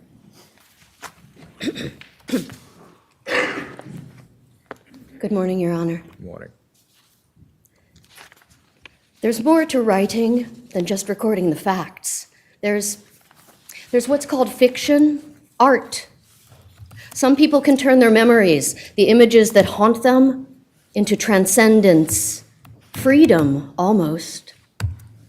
The purging, it creates a lightness, a light almost. Jennifer Farber Dulos wrote those lines in a play in 1996. She was a gifted and singularly perceptive writer and my dearest friend for almost 30 years. She was the maid of honor at my wedding, and 12 years later, she stood with me at my husband's wake. After his death, she was my emergency contact. We talked to and wrote to each other about everything under the sun and supported each other artistically, intellectually, emotionally, unconditionally. When Jennifer redid her will in late March of 2017, she asked me to be her healthcare proxy. She trusted me, as she put it, to know when to shut it down. The scenarios I reluctantly considered at the time: a terrible accident, a terminal disease, do not even come close to the depraved, meticulously planned, brutal murder of Jennifer in her own garage, the desecration and disappearance of her body, the discarding of her bloody clothing in garbage bags destined for a landfill. Those images, everything I witnessed at the defendant's trial, all the missing pieces of evidence and actions in between that we have to imagine swim in my mind every day. Beginning on May 24th, 2019, as you have heard, and continuing seamlessly for 5 years, a group of us, Jennifer's close friends, have supported Gloria Farber in the raising of Jennifer's 5 children. We have all overhauled our lives, our relationships, our careers to create a safe, trusted, loving home life for them. I cannot imagine doing anything else. I hope that gives a sense of the strength of Jennifer's love and friendship. I tried to live out her values in my relationships with each of them, especially those of empathy, kindness, love of literature and humor, and respect for their individuality. I feel a duty to keep her memory and spirit alive for her children, not only by relating stories, but through sharing books, films, plays, music, and experiences that spoke to her so that she can continue to reach them. On that first weekend that Jennifer was missing, I also became the media spokesperson for our group of family and friends. I am not a public relations professional. I am a writer, and I was impelled to use my skills to represent our friend, to be an insightful, trustworthy voice for her family and loved ones amid the increasing media interest. Jennifer was a deeply private person. The extensive media coverage, the digging into her life and the lives of her family members, the proliferation of her photos online would have horrified her. I feel compromised each time I issue a statement or participate in an interview, yet I'm committed to being a voice for Jennifer and to protecting her family's privacy. In so doing, I have become a public figure. All of us are now characters in a public true crime narrative, which is an unsettling and bizarre experience. I acknowledge that I have voluntarily assumed the role of spokesperson, but it takes a heavy toll. Every time I am asked what it felt like when, I am re-traumatized. I must also hold back a large body of information. During the defendant's trial, it was distressing to realize that most of my communications with Jennifer would be regarded as hearsay in a criminal court. Jennifer began to express overt fears for her physical safety in the spring of 2017, after Fotis Dulos announced his plans for the defendant to move to Farmington. His behavior changed to become more physically aggressive and defiant toward Jennifer after he became involved with the defendant. She showed up to tour Renbrook School in early April 2017, the school attended by Jennifer's children, a couple of weeks after Jennifer had learned of the affair. In April 2018, she defied family court orders by touring New Canaan Country School, then attended by Jennifer's children.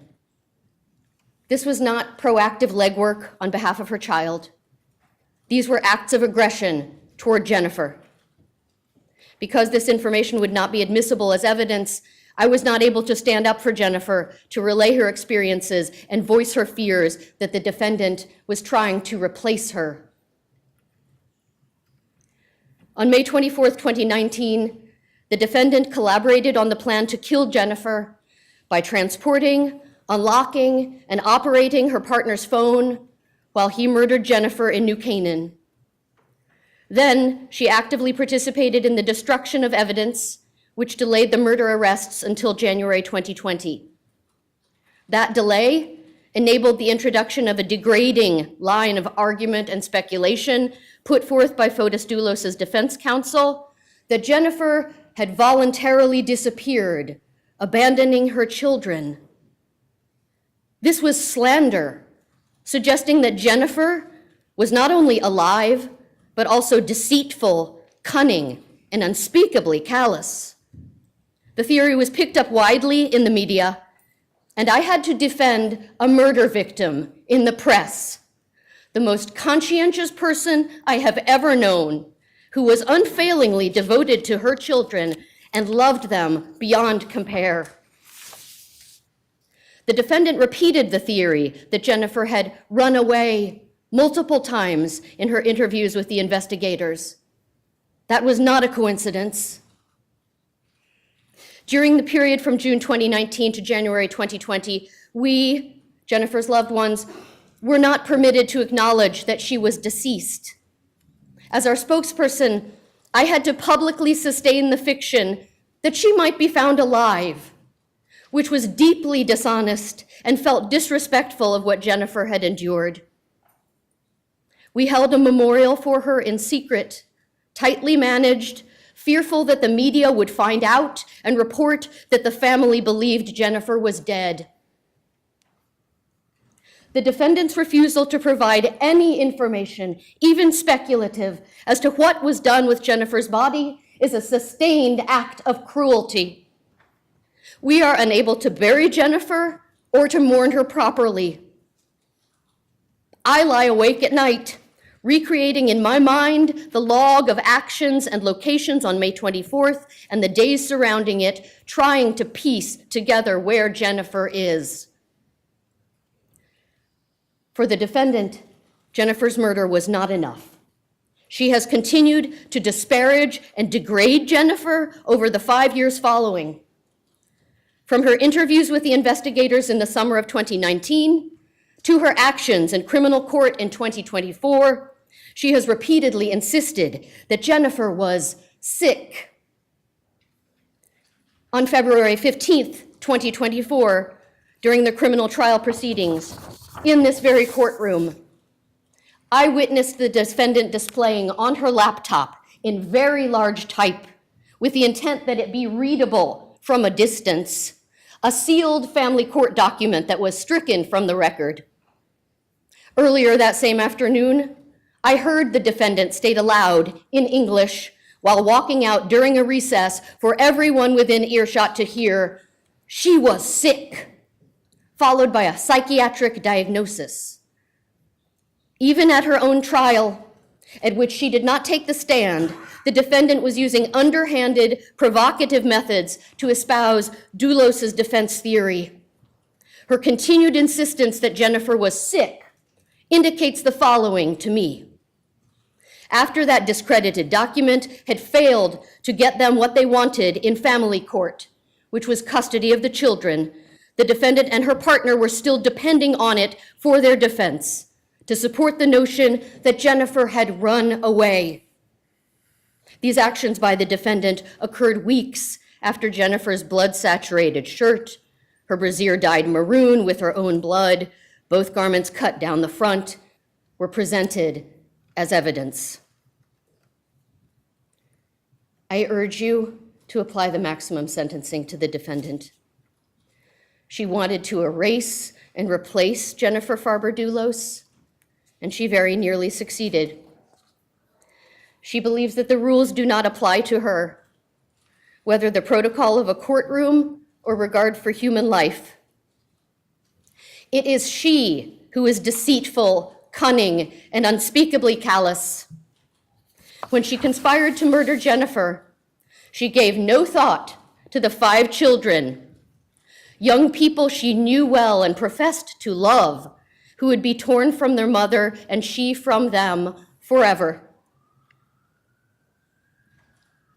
In a play Jennifer wrote more than 30 years ago, a character says to herself,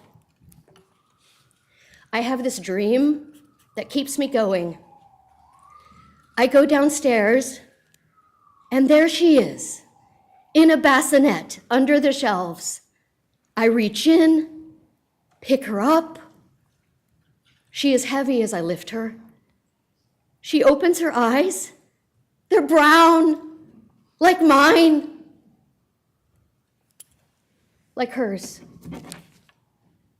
Thank you for your time. Thank you. Perhaps now would be a good time for a break, Your Honor. We are going to take a morning recess. What the court will indicate is that you should heed the direction of Chief Suda as to how to leave the courtroom. We'll stand in a recess. All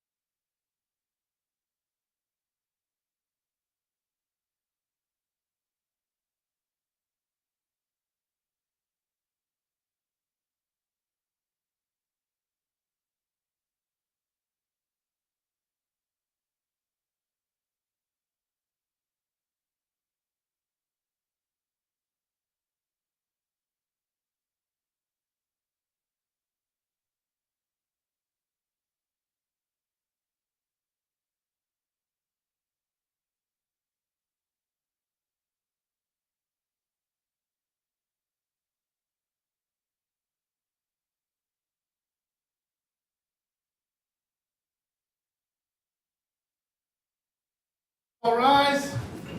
This Honorable Superior Court is back in session. Good morning, Your Honor. Good morning. Please be seated.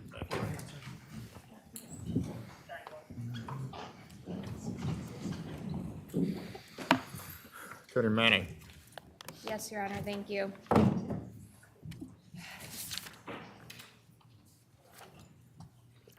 Your Honor, I can't express the pain that Jennifer Dulos' family and friends go through and are reminded of every day. We have only heard from Jennifer's family, friends, and children for a few moments today, but you can see the impact of having someone like Jennifer as their mother has had on them. They are strong, they are intelligent, and they are kind. Jennifer's friends coming together to dedicate their lives to helping these children grow and continue Jennifer's memory. This shows how amazing Jennifer Dulos truly was to inspire such loyalty and such friendship. She can never be forgotten or replaced, even though the defendant, Michelle Troconis, tried.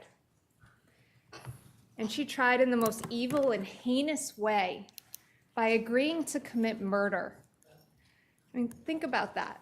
You agree, you have a conversation, you talk about it, and you agree.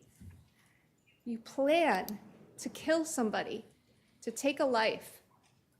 The hatred the defendant must have had for Jennifer Dulos to willingly conspire to commit murder. Remember the words conveyed by a witness during the trial as to how the defendant even referred to Jennifer Dulos as a bitch who should be buried next to the dog. These children, in 2019, the children Your Honor heard from today, Petros, remember, was 13. Theodore was 13. Constantine was 10. Christiane was 10. And Noelle was 8. She was 8 years old when the defendant conspired with Fotis Dulos to kill their mother. And some of the things Your Honor heard from the family are proven to be true. The defendant knew these children for years before 2019. She professed to care for them. I think about Noelle's story about trusting the defendant. And at the same time that she professed to care for these children, she made the conscious decision with Fotis Dulos to take their mother's life. Knowing you are going to inflict unimaginable pain, suffering, and loss on 5 small children, and still making that decision, still deciding to commit murder, then covering it up and destroying evidence, this resulted in so much pain that is still to this day, and with no closure in sight. Because Jennifer's family still doesn't know the location of Jennifer's body. And make no mistake, we will never stop looking.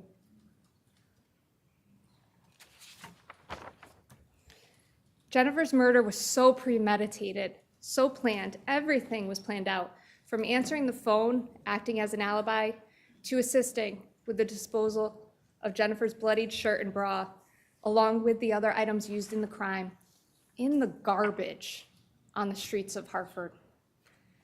The defendant willingly agreed to answer the alibi call, to walk around and carry Fotis's phone that morning, and to participate in the cleanup at 80 Mountain Spring Road and light the fires. And days later, she willingly agreed to continue this cover-up by writing a false alibi script, and at Russell Speeders by assisting in further destruction of evidence in the vehicle that was used in the homicide. And all those lies she perpetuated with the police, she did those acts on her own, just like she willingly agreed to murder Jennifer Dulos. It's the motive, Your Honor, the facts of the case that came out during the trial, the contempt the defendant has shown, and the cruelty that she has imposed on so many people, which mandates a substantial amount of incarceration. The motive, the reason the defendant agreed with Fotis Dulos that Jennifer needed to die was clearly brought out in the trial. The defendant wanted her dead. It is only with Jennifer's death would all the court hearings and custody hearings stop. Remember the defendant's own words that she endured 2 years of torture. It's been like a nightmare. Then she would finally be able to live in a beautiful home in Farmington. Fotis Dulos would have all the children in his home. Michelle Troconis would finally get everything she wanted. She could replace Jennifer. But in order for that to happen, Jennifer had to die. William Shakespeare wrote, "There is no sure foundation set on blood, no certain life achieved by others' death." That quotation rings so true here because the defendant thought she could build her life on Jennifer's death. The defendant wanted so badly to replace Jennifer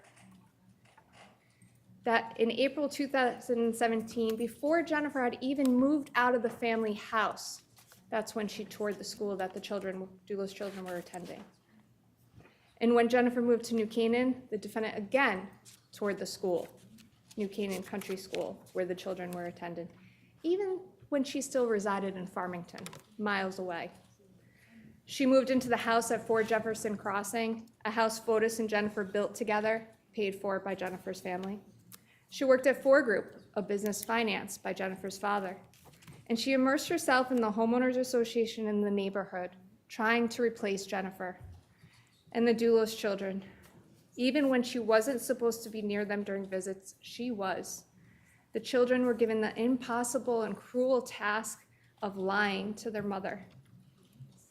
The defendant's cold-heartedness, her selfishness, it absolutely has no bounds. But it didn't work. She wasn't able to replace Jennifer. Jennifer fought back in court dates and hearings. She fought to protect her children. And that envy and jealousy that was so in Michelle Troconis' heart, it turned to hatred and blame. And that is when this agreement to happen. The defendant did more than just agree to commit this act, though. She assisted in it. She assisted in acting as an alibi, in covering up the murder, making these 5 children wonder day in, day out what happened to their mother. In the beginning, hoping their mother would come home. All the while, the defendant knew she was never coming home. The motive of these charges, Your Honor, that she has been convicted of is clear. It is heinous, callous, and it warrants substantial incarceration. Now, a jury of her peers have found Michelle Troconis guilty of each and every count. I'm not going to go over the 6 weeks of trial. Your Honor heard the testimony. You sat through all the defendant's interviews, her multiple lies, her misdirection, and her manipulation. Your Honor described it at an earlier hearing as 8 hours of inconsistencies on material issues and a cascade of circumstantial evidence. For sentencing today, I want to highlight some specific things that came out in the jury trial that showed the manipulation and pervasive cruelty of the defendant. And I want to be clear on one thing. We're not here to sentence Fotis Dulos.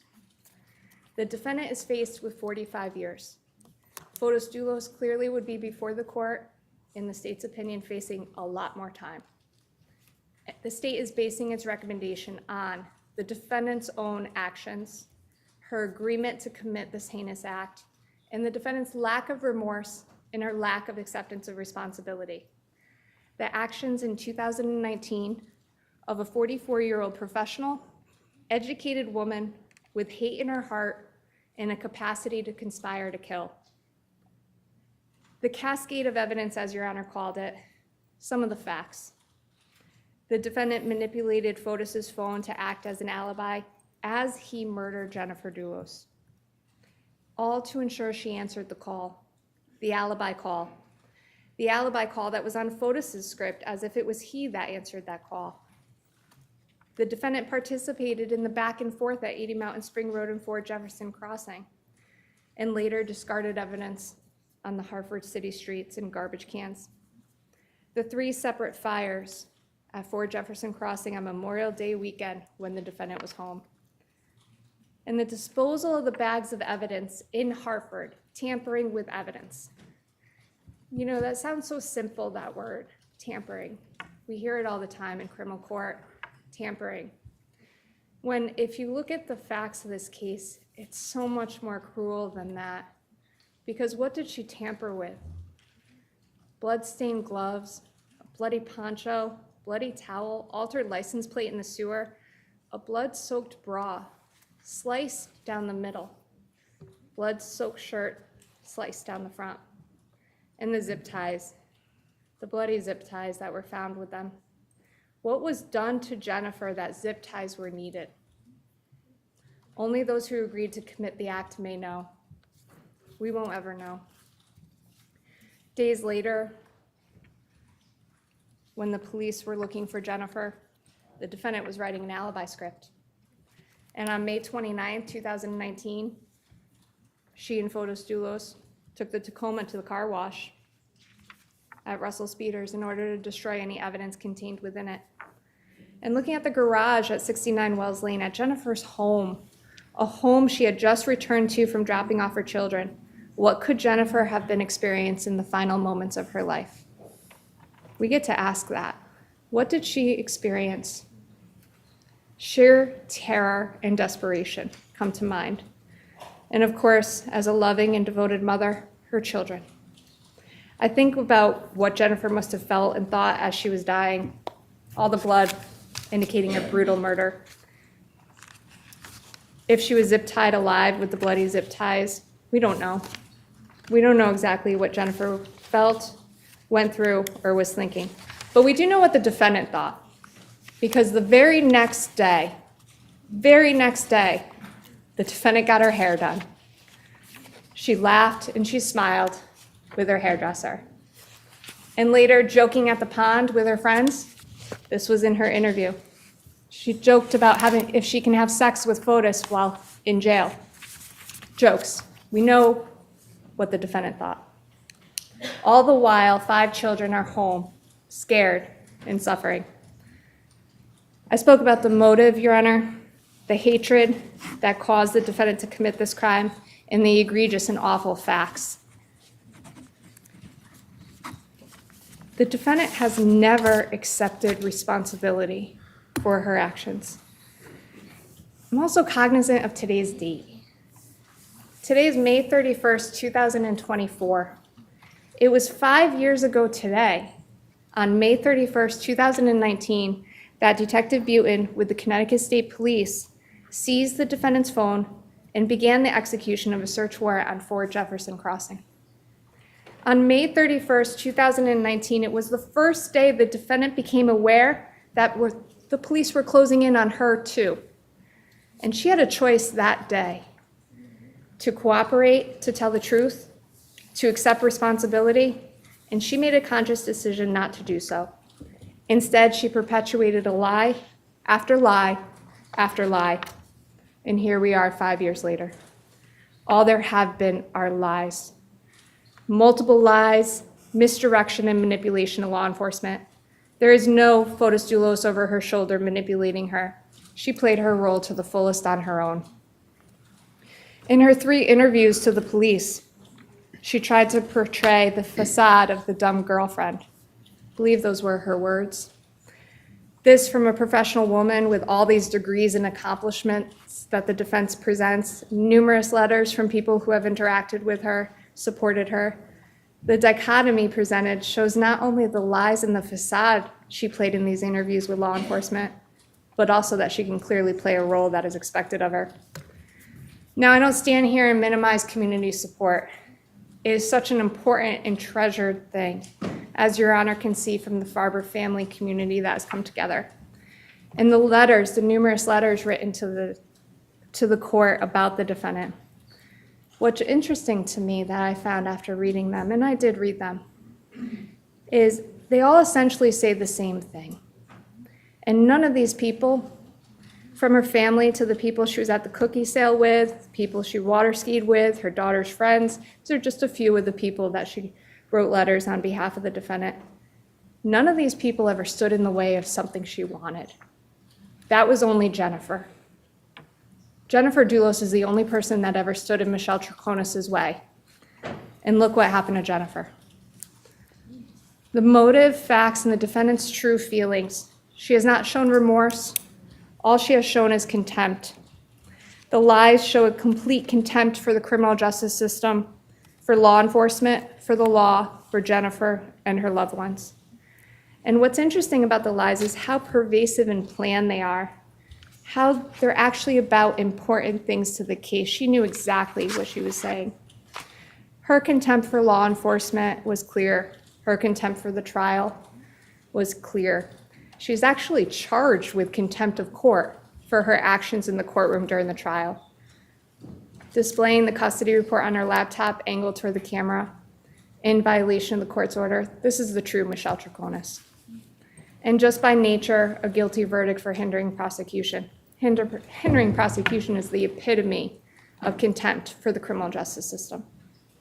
All these things mandate a substantial period of incarceration. But I want to talk about one last thing before I end my remarks. And that is the cruelty she has shown Jennifer's family. From the first interview with the police, she attempted to perpetuate this false narrative, this lie that Jennifer was sick, the lie that Jennifer would abandon her children and run away. Again, from the very beginning, the first interview, June 2nd, an attempted manipulation that continued throughout the trial. The defendant knew full well that Jennifer had not run away.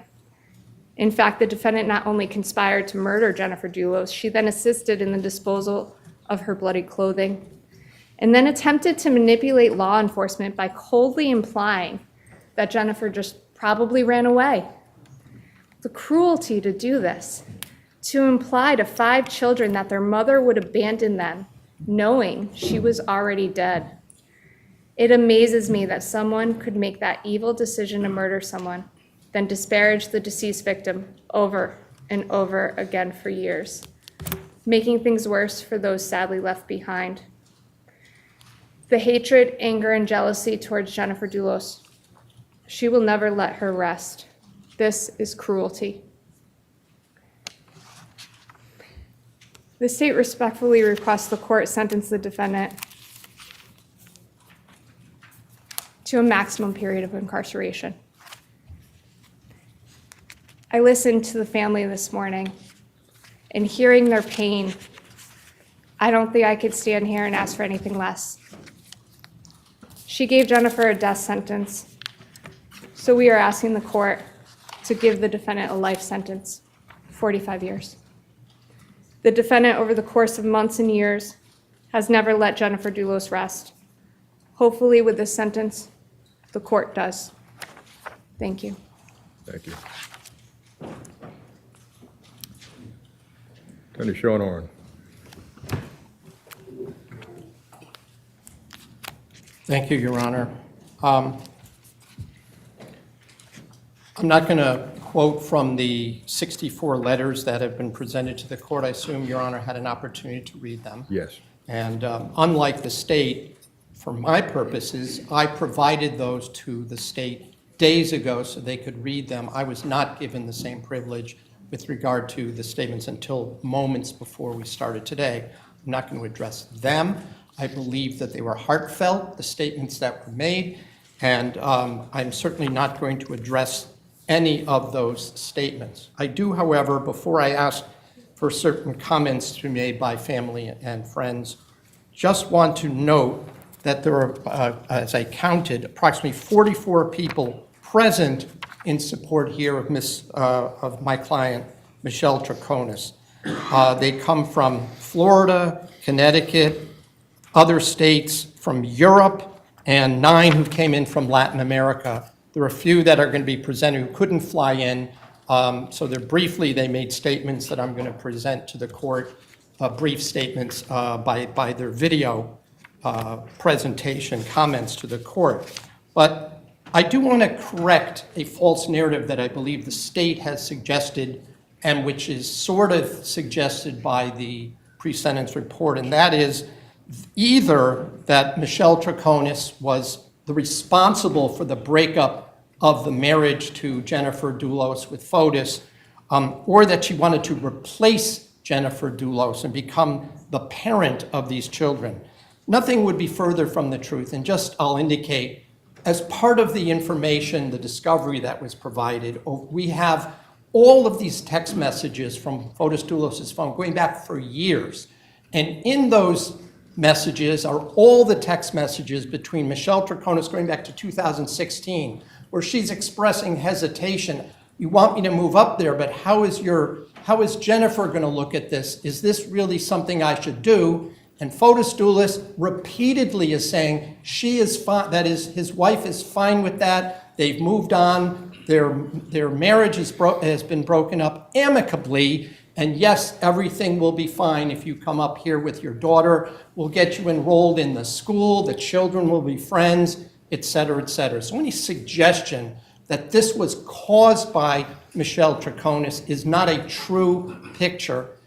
She also, I would also note that Fotis Dulos personally told, and it's not relevant for the trial, but personally told Michelle's family and mutual friends that it was an amicable divorce and that Michelle was coming up here and that his wife was fine with that. So I just want to indicate that because there's been a suggestion that somehow Michelle was responsible for the breakup of this fine marriage, which is simply untrue, and simply the opposite is the evidence that was not presented at trial, but is presented through the discovery material. The second thing that was just suggested by the state is that somehow Michelle Troconis wanted to, quote, replace, unquote, Jennifer Dulos. Keep in mind that it was Jennifer Dulos who surreptitiously moved down to New Canaan before Michelle Troconis moved up here, when she found out that Fotis told her that he was in love with Michelle and he was going to have her come up here. He may have told his lawyer that he had this grandiose idea that it would be great if his wife lived in the same house with Michelle and their kids could all be living in one happy house, but that was Fotis Dulos's fantasy, not Michelle Troconis. At no time did she present that, or did she even suggest that that was something that she wanted.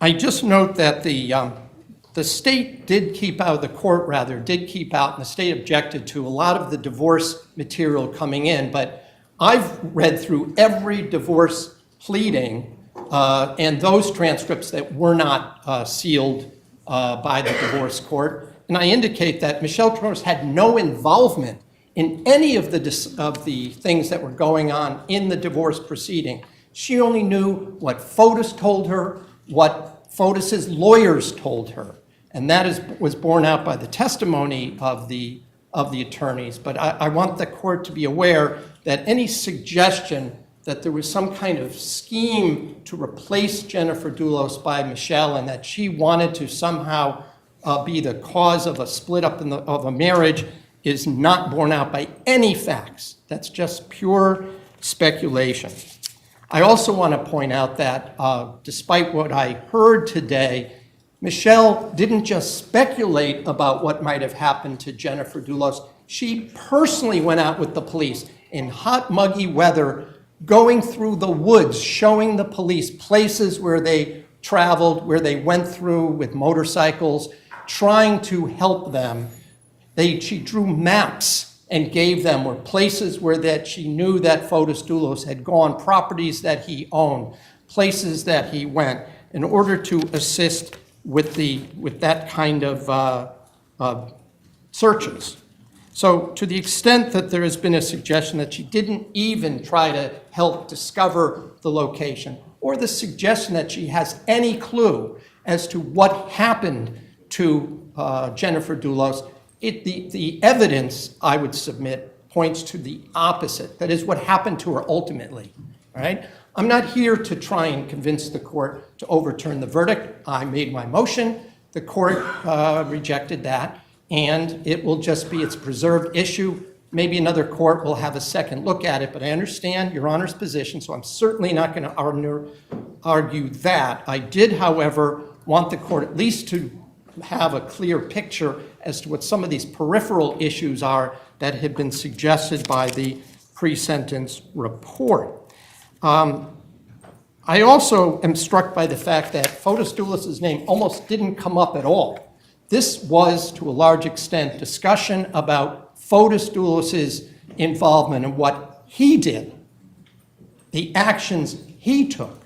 And I will note that any reference by Michelle Troconis to the Dr. Herman report during those video interviews, and again, the court ruled that that couldn't come in, but to the extent it was discussed, it was what FOTUS chose to tell her about that. She wasn't stating, I believed that Jennifer Dulos had mental health issues. She's saying, that's what FOTUS told me was going on. At no point during the 5 years or 4 years and a half that I was involved in this case, and I would say even my predecessor, did we, and that is Michelle Troconis' defense team, ever suggest that Jennifer Dulos ran away? Again, that's FOTUS Dulos' lawyer who made that suggestion. That's what the press ran with, and that was then made into some kind of a Lifetime event movie. That was not Michelle Troconis who did that. So before I go into anything else that I want to say, there are a number of people that I want to have speak to the court, and I'm going to begin with Michelle Troconis' pastor, Pastor Christopher Solomon. So I'm going to ask him to come up at this time, and maybe if you can come to the podium. And I'll just note that people should identify themselves and where they're from. What the court will indicate is that there's no need to approach the podium. Okay, All of the speakers can speak from council table. fine. I'll just make sure the microphone is pulled over. All right.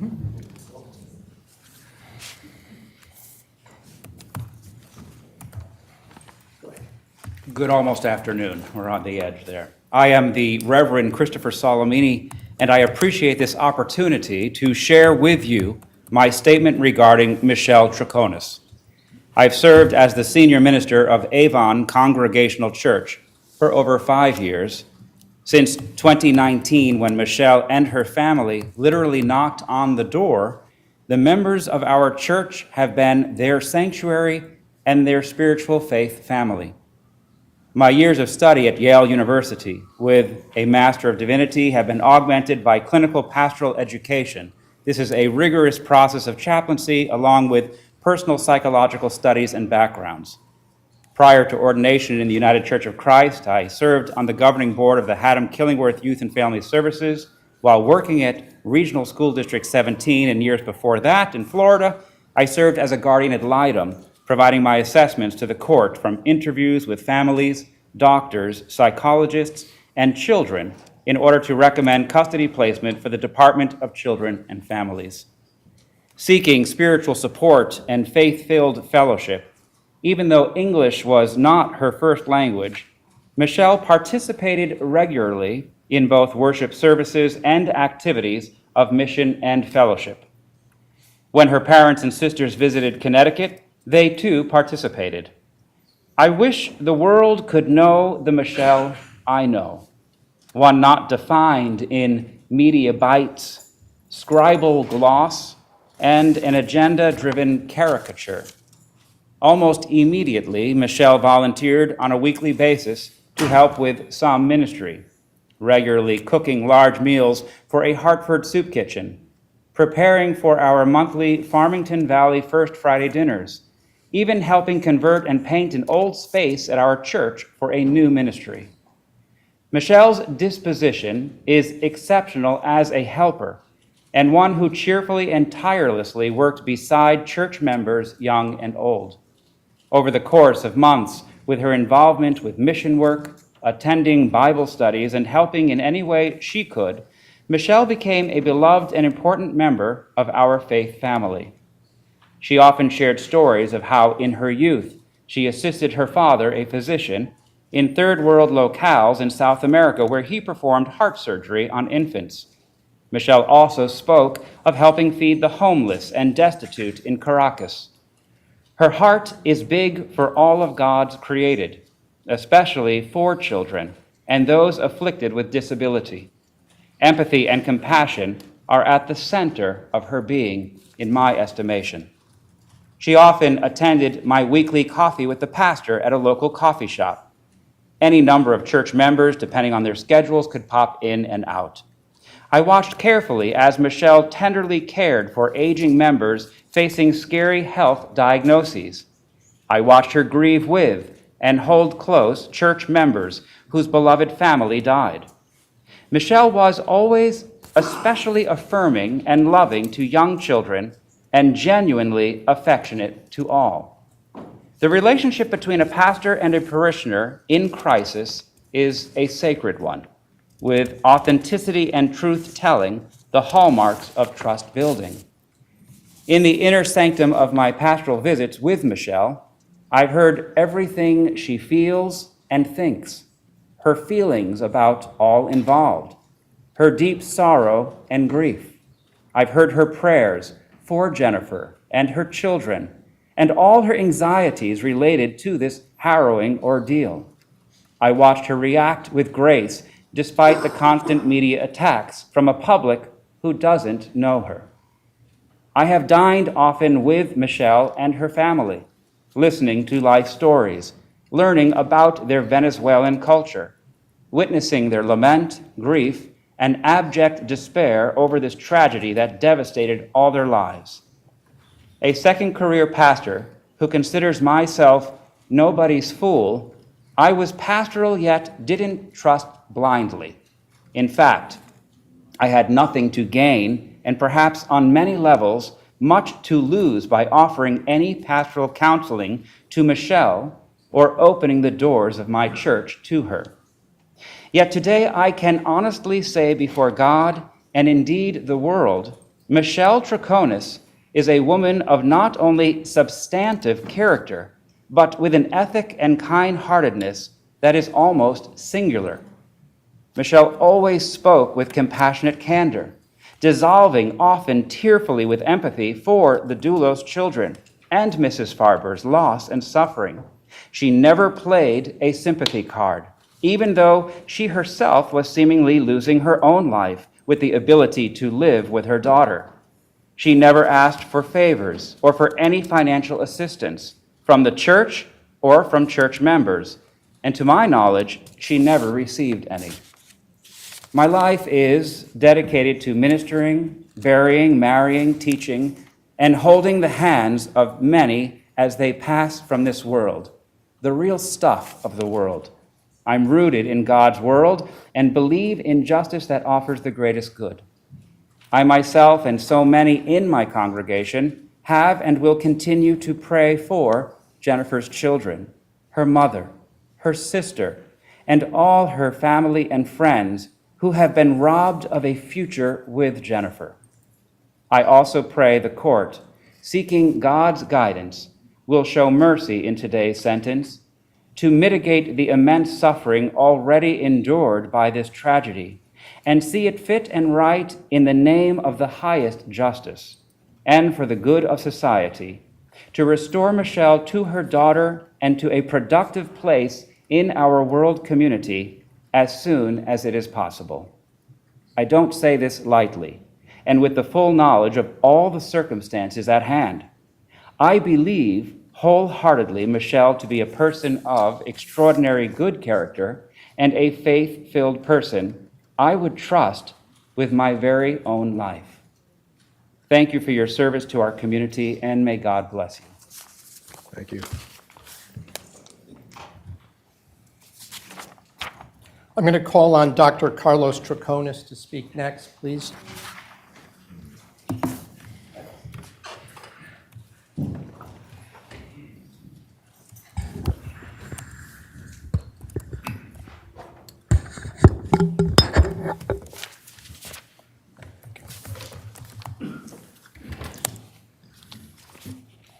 Your Honor, Judge Kevin Randolph. I am Carlos Troconis, an American-trained pediatric cardiac surgeon, mostly dedicated to altruistic medicine, particularly on underprivileged children with heart disease. With my efforts and the Heart to Heart Foundation, thousands of children's lives has been saved. I am here on behalf of my daughter, Michelle,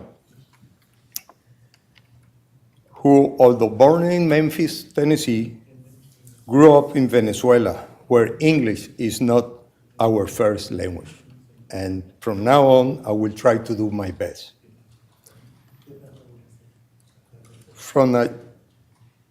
I am a proud father of 4 daughters and grandfather of 8 American grandchildren.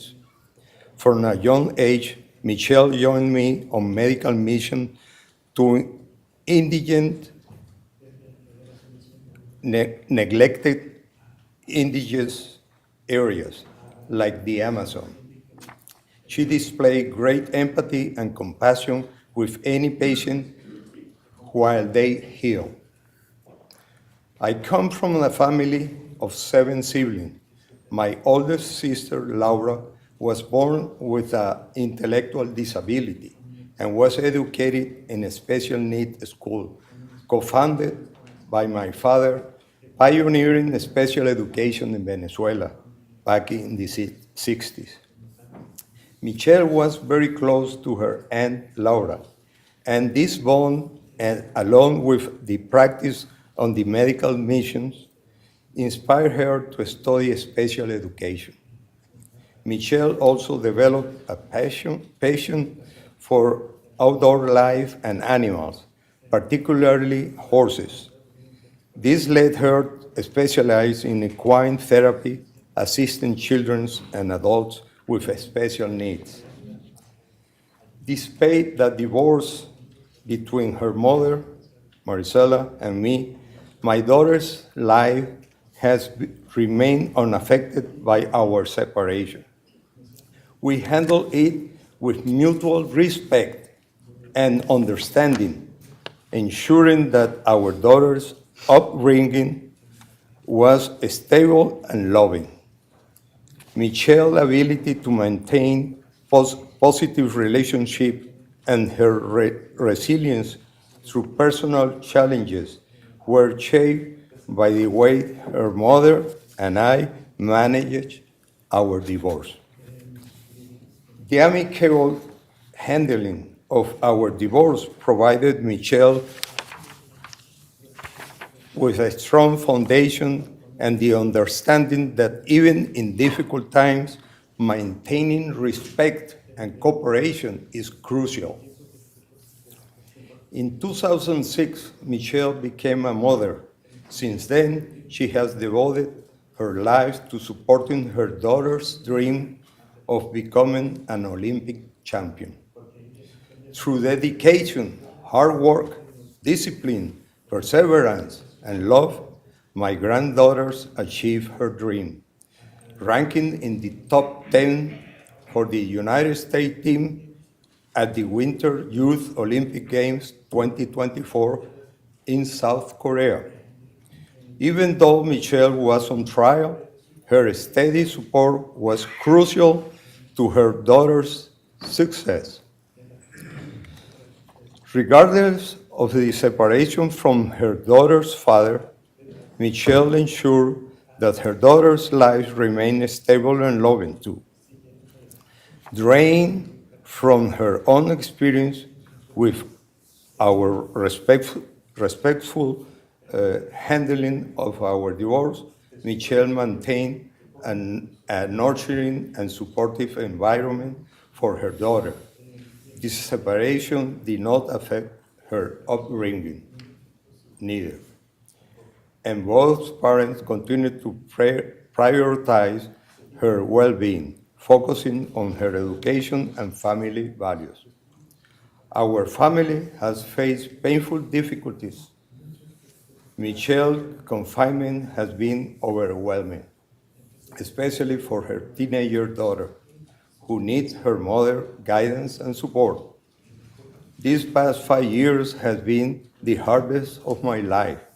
I have left behind everything I love, including my patients, to focus on the legal process and support of my daughter through this heartbreaking process, coping with difficult challenges. My heart goes to the Dulos children who lost both of their parents. As a father, plead with you, Josh Randolph, to show mercy in my daughter's sentence, Given the chance, she could continue to be a valuable member of society, providing care and restorative therapies to children and adults. I hope that these examples of Michelle's compassionate character I have shared will consider in your decision. Respectful, Dr. Carlos Troconis. Thank you. Thank you.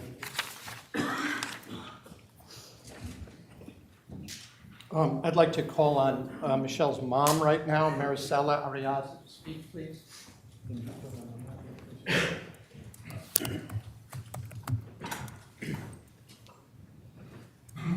Your Honor, Judge Randolph, good afternoon. Good afternoon. My name is Maricela Arriaza, and I am Michelle's mother. I come before you today with a heavy heart filled with deep sadness and much emotion, not only as a mother, but as a clinical psychologist who completed a master's degree in Memphis, Tennessee. Michi, a nickname Michelle's family and close friends called her, she was a twin. Her twin brother sadly died as a baby. Losing a baby, a child, is devastating pain that leaves a hollow mark. You might imagine the extra love and special care her father and I poured upon her. Michi and all our daughters were raised to be respectful and to be hard workers. We knew coming from another country was important. These traits were, and all our girls have made us very proud. Raised also with a strong faith, they are known in their communities for their sweetness and caring love for all. Michelle has been my companion and has always been by my side when I needed her.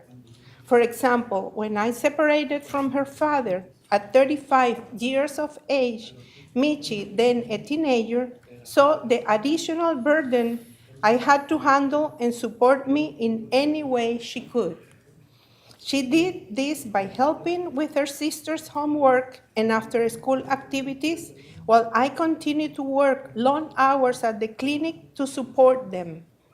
My goal has always been to instill a solid balance of both a diligent work ethic along with family values into all my daughters. And I believe her father and I succeeded in this goal. Motherhood is Michi's everything. This is evident in how she raised her daughter, instilling in her our family values and a love for one another that she learned from her childhood. My granddaughter, now a responsible teenager, an excellent student, is a testament of Michelle's dedication and constant care over these 17 years. For these reasons, the circumstances we all find ourselves in today are very difficult. When Michelle met Fotis Dulos, he presented himself to all of us as a family-oriented man going through an amicable divorce.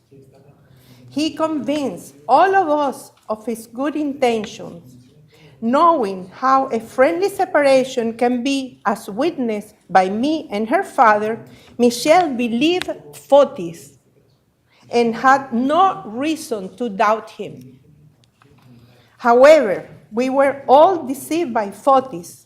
At this trial, revealed a man vastly different from whom we thought we had met.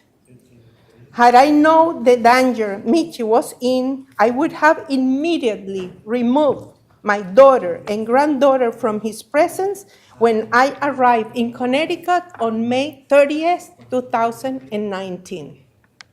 My heart breaks for the Dulos children and all who suffer from this loss.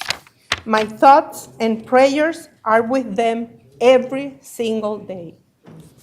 Your Honor, today I stand before you, enduring the hardship of misplaced trust in a man who betrayed many. This story sadly ended in ways that left us broken and devastated. I am here to plead for your understanding and mercy for my daughter Michelle, who would never, never knowingly put her child or anyone at risk. Thank you very much. Thank you.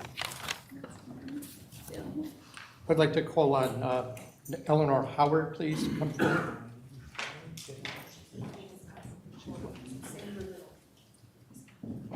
Oh, Sandra Little, I'm sorry.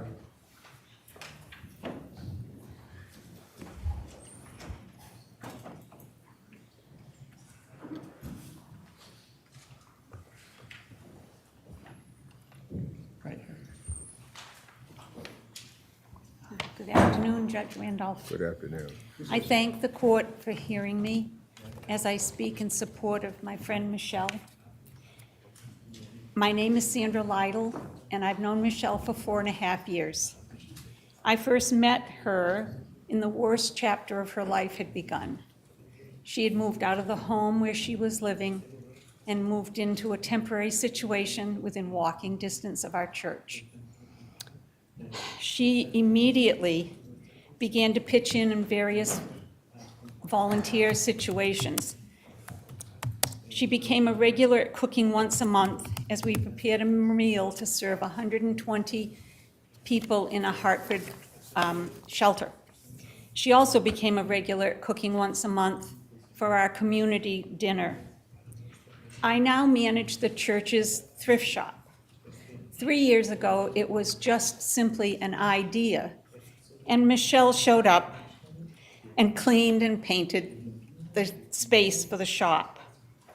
She attended regular Sunday morning worship services, and whenever her family was in town, they would accompany her and participate in whatever activity Michelle was involved in. Over the following weeks, months, and years, I got to know Michelle. I observed her as she met fellow parishioners, some who have various needs. Each and every time, she would work on a way to offer help and support. I witnessed her on several occasions when she could draw on her past experiences or on her deep faith to offer hope and encouragement to others. She is a trusting, intelligent, kind-hearted woman, full of compassion and generous with both her time and talents. Michelle is a positive contributor to her community, and above all, she is a loving mother who is trying to protect her daughter from the horror that has entered their lives. The seriousness of the charges against Michelle caused me to pause for breath, but not for a moment do I falter in my support of Michelle. While recognizing the evil, manipulative man that was Fotis Dulos and the tragedy that has befallen Jennifer, her children, her parents, and her friends, I pray they may find strength, peace, and comfort on their unspeakably painful journey. I also pray that over time, Michelle can be recognized as yet another one of Fotis's many victims. I appreciate your thoughtful consideration of my experience with the Michelle that I know when you determine her sentence. Thank you. Thank you. I'd like to call on Elizabeth Van Loon, please.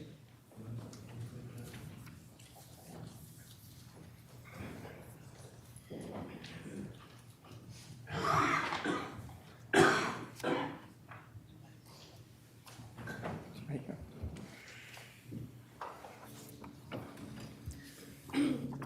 Judge Randolph, my name is Elizabeth Van Loon. I have been invited here today to speak on behalf of my friend, Michelle Troconis. I have known Michelle and her family since 2019. Michelle has been attending my church, where I've been a member for almost 40 years. And over the past 5 years, this is the Michelle I have come to know and deeply respect. And I believe her true character is not as it has been portrayed in the news media. Dedicated mother. Michelle is a deeply loving and dedicated mother. Her daughter, as you have heard, is a competitive downhill ski racer at the international level and trains in both North and South America.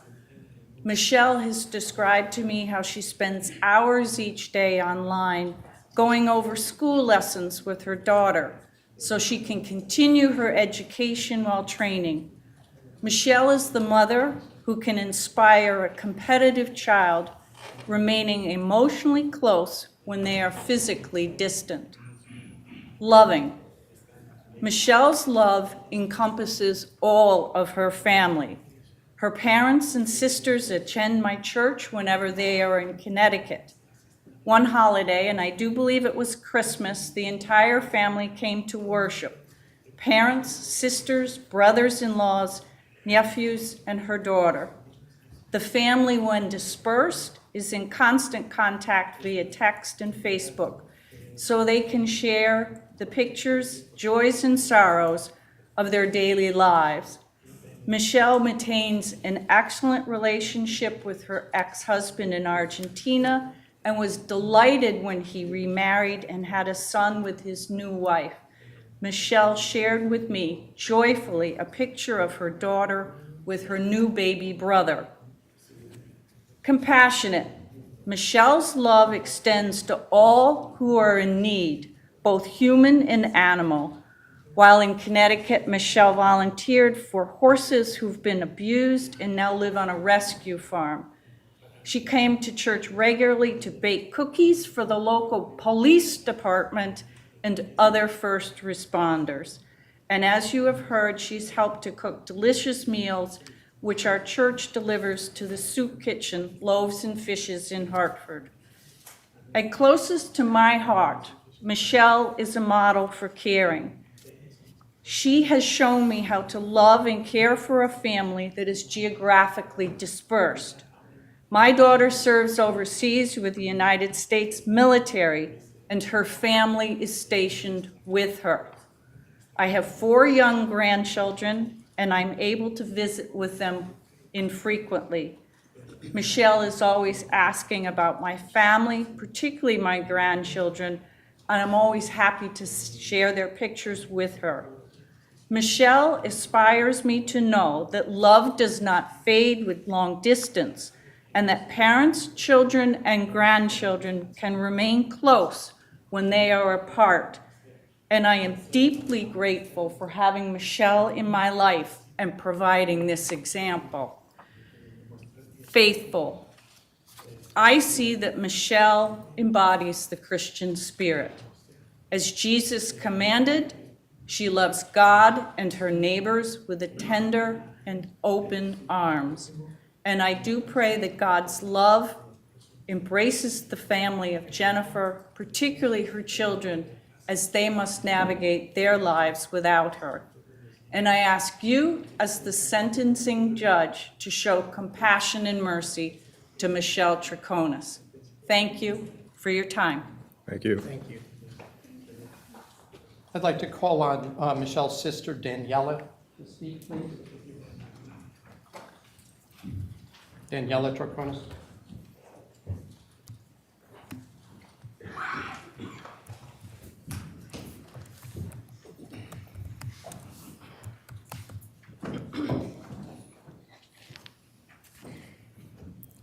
Your Honor, Kevin Rand. My name is Daniela, and I'm Michelle's sister. We're only 2 years apart, which has made our relationship very close since childhood. Michi isn't just my sister. She's my best friend, my big sister, my role model. The maid of honor at my wedding 20 years ago, and a significant inspiration in my life. Her character shines through a devoted mother, a caring daughter, a loving sister, the godmother of my son, and the most dedicated aunt to my children. Michi's remarkable courage and selflessness were vividly displayed during a trip to the Amazon in Venezuela. While with a group of friends, I found myself trapped by rapidly rising waters in a river. Michi quickly organized our friends into a human chain, and her calmness and quick thinking saved me from being swept away by the current into a dangerous waterfall. It was her strong arms that pulled me to safety, a testament to her instincts to protect me and save me that day. Michi has always been my biggest supporter. When I started my own business back in 2013, she helped me transform my dream into a reality. She worked day and night without asking for anything in return. All she wanted was to help my business grow. She passionately guided me and coached me on how to launch my idea. I am blessed to have her by my side. Despite her legal challenges over the past 5 years, she remains there for me, offering me advice for me, my children, when needed. Michi's unwavering dedication to helping those in need has inspired me. Michi has always dedicated herself to impacting many lives positively, even during these difficult times. She prioritized her daughter's education and athletic training. Also, she was very involved in community service, such as preparing meals for the poor at the Avon Church in Connecticut and suggesting to me to donate shoe covers to hospitals during COVID's shortage. This reflects her compassion and generosity. My sister and my role model is cherished by all who know her. I sympathize with the Dulos children are going through. I feel immense sadness because I met the children when we spent Christmas together in 2017. My own kids are the same ages as the eldest twins, and it breaks my heart to think of their loss.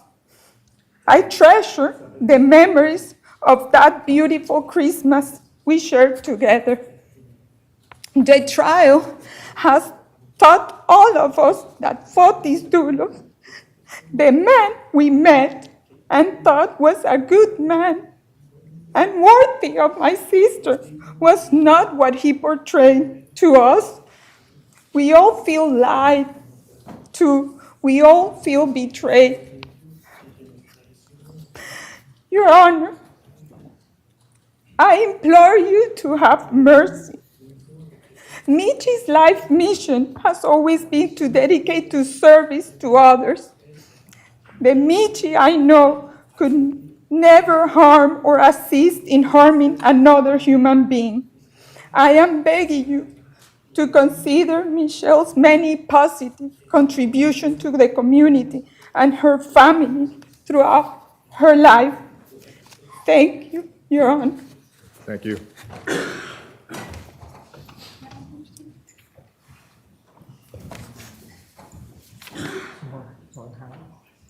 I'd like to call on Eleanor Howard, please. You can go right ahead. Hello, Judge Randolph. My name is Eleanor Howard. First, I offer to the family and friends of Jennifer Farber Dulos my deepest condolences. I'm here to say how I know Michelle Troconis. We've been friends since September 2019, when I met her in church. I was never concerned about being with her. I did wonder if others might be, but I was taught in church to welcome all, no matter where they were on their life's journey. Michelle is one of the kindest women I know. She always asked, how was I doing? She helped me this year by sending me a thoughtful list of places to see in South America. She gave me confidence to travel there. At her home, she showed hospitality to my husband and I over dinner. Her unfailing warmth in greeting me brought me happiness. She introduced me to her family and friends, who are now my friends. Michelle always found ways to help at church. She helped videotape an outdoor worship service the first one after COVID lockdown in June 2020. It took kindness to want to help during COVID, even outdoors and socially distanced. She attended church coffees, a drop-in gathering of friends, and she brightened the meetings with her interest in everyone. It was always better when she was there. On a Valentine's Day, Michelle gave everyone in church a box she'd made filled with chocolates. She had mugs made with our church logo. It was extraordinary to me. Coming to church to give to us, I just thought it would have been the other way around. And all she asked of being in church was to worship and pray. At the church's crowded social hours following Sunday services, Michelle was friendly. It may be scary for anyone, any newcomer to join in, but Michelle never hesitated. She was comfortable with all of us getting to know her. I visited a horse rescue organization where she volunteered to take care of horses. It's hard for me sometimes to go to new places, but I knew if Michelle was there, it would be okay. I saw her help her daughter with homework, connecting online. She's a loving and gentle mother. She told me that when she was about 10 years old, she went with her father, the physician, to a remote Amazon region to help people. She described it as a perfectly normal thing to do, but I was amazed by her generosity in caring for people in need. And I will close with this. During a Bible study group 5 years ago, it was hard for Michelle to fully understand English. In a big group with everyone talking, this weakness was not evident. But in that small Bible study, discussion focused on each of us in turn, and we were each put on the spot. She didn't understand some of the questions put to her in English, and her responses in English were not always smooth. I know Michelle has been found guilty, but to me, she's a friend and a trusted and valued community participant. She made positive differences in my life. She showed me things a generous person could be, who a valued member of my community is, and how easy it is to share kindness. She never gave me a reason to doubt her sincerity. I feel the Michelle I know is the real Michelle. And I ask that you please show mercy. Thank you. Thank you. I'd like to call on Herbert Smith, please, to speak.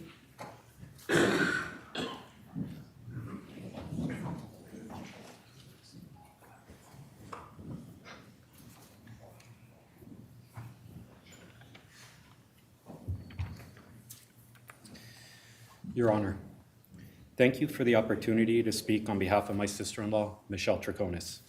My name is Herbert King, and I'm here to share my personal experiences with Michelle and to ask for your compassion and leniency in her sentencing. Michelle is an extraordinary person who has a significant positive impact on my life and the lives of many others I know. She welcomed me into her family with open arms, becoming the sister that I never had. Michelle's support and acceptance were vital to my relationship with her sister Daniela, my wife. We admire Michelle's core values of love, compassion, and caring for others so much that we named her the godmother of one of our children. Michelle has shown to me what it truly means to be a parent and to provide unconditional love to a child.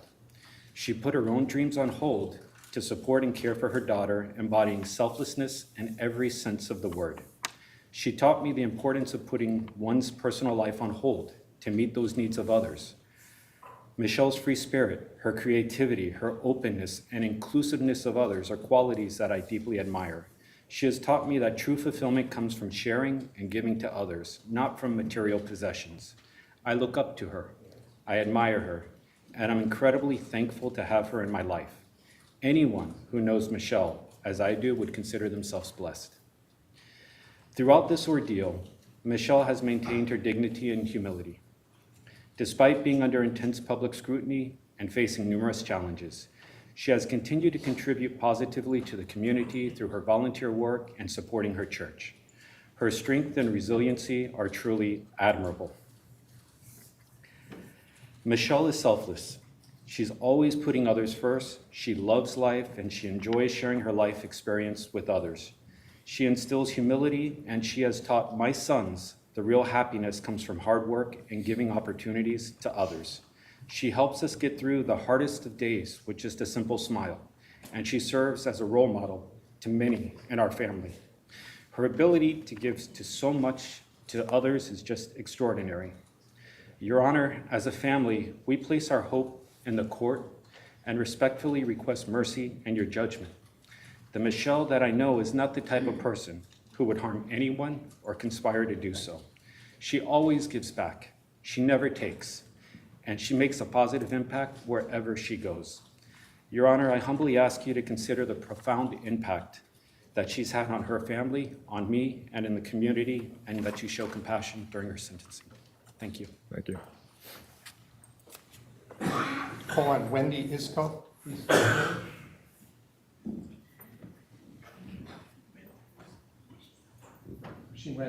She stepped out, so then in that case, I would ask that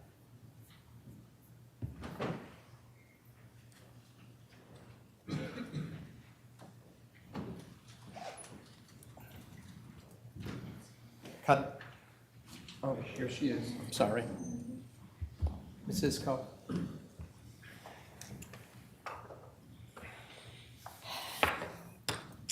Good afternoon, Judge Randolph. My name is Wendy Iskov. I am deeply grateful for the opportunity to share with you today some of the personal experiences with the defendant, Michelle Troconis. I realize the court has found her guilty of the tragic crime set before her, and I'm here with the hope that I might shed some light on the character and personality of Michelle, with the intent of revealing to you what I know of her as a compassionate woman, mother, and friend. In 2019, she attended our church for a period of 5 to 6 months when she was under house arrest and required to stay within the limits of the community. While at the church, I participated with her in several volunteer service ministries there, of which you've heard of today. For example, preparing food for the homeless population in Hartford. As well, together, we created cards for housebound and hospitalized members of the church. She was always willing and eager to lend her time and talent to these volunteer activities. We knew we could count on her whenever and wherever she was needed. Perhaps the greatest offering of herself came in the form of her offer to coach my daughter for free in an equine therapy setting. Michelle and I talked of her own experiences working with children and adults in these types of programs and the improvement they brought to the quality of their lives. We were actively in the process of trying to find a horse facility where this might happen on a regular basis at that time. However, regrettably, we were unable to find that within our community. Had she had the opportunity to work with my daughter would have greatly benefited from being under Michelle's kind and gentle tutelage, as well as being the recipient of her skillful knowledge of horses and equine therapy. Every interaction I had with Michelle revealed her to be an intelligent, authentically caring and compassionate person and mother who talked lovingly of her own daughter and family, one who cared deeply for all the children of God. It is my hope that you will take into consideration when sentencing her with who this nonviolent, caring woman is and how she has displayed such personal courage, integrity, and calm as she endures this verdict upon her life. Indeed, we are all aware that no one should ever have to suffer the horrific loss that Jennifer Farber's family and friends has had to endure these past 5 years. It is with sincere respect for their painful journeys that I pray for them. Thank you. Thank Thank you. Call on Michelle's sister, Maricela.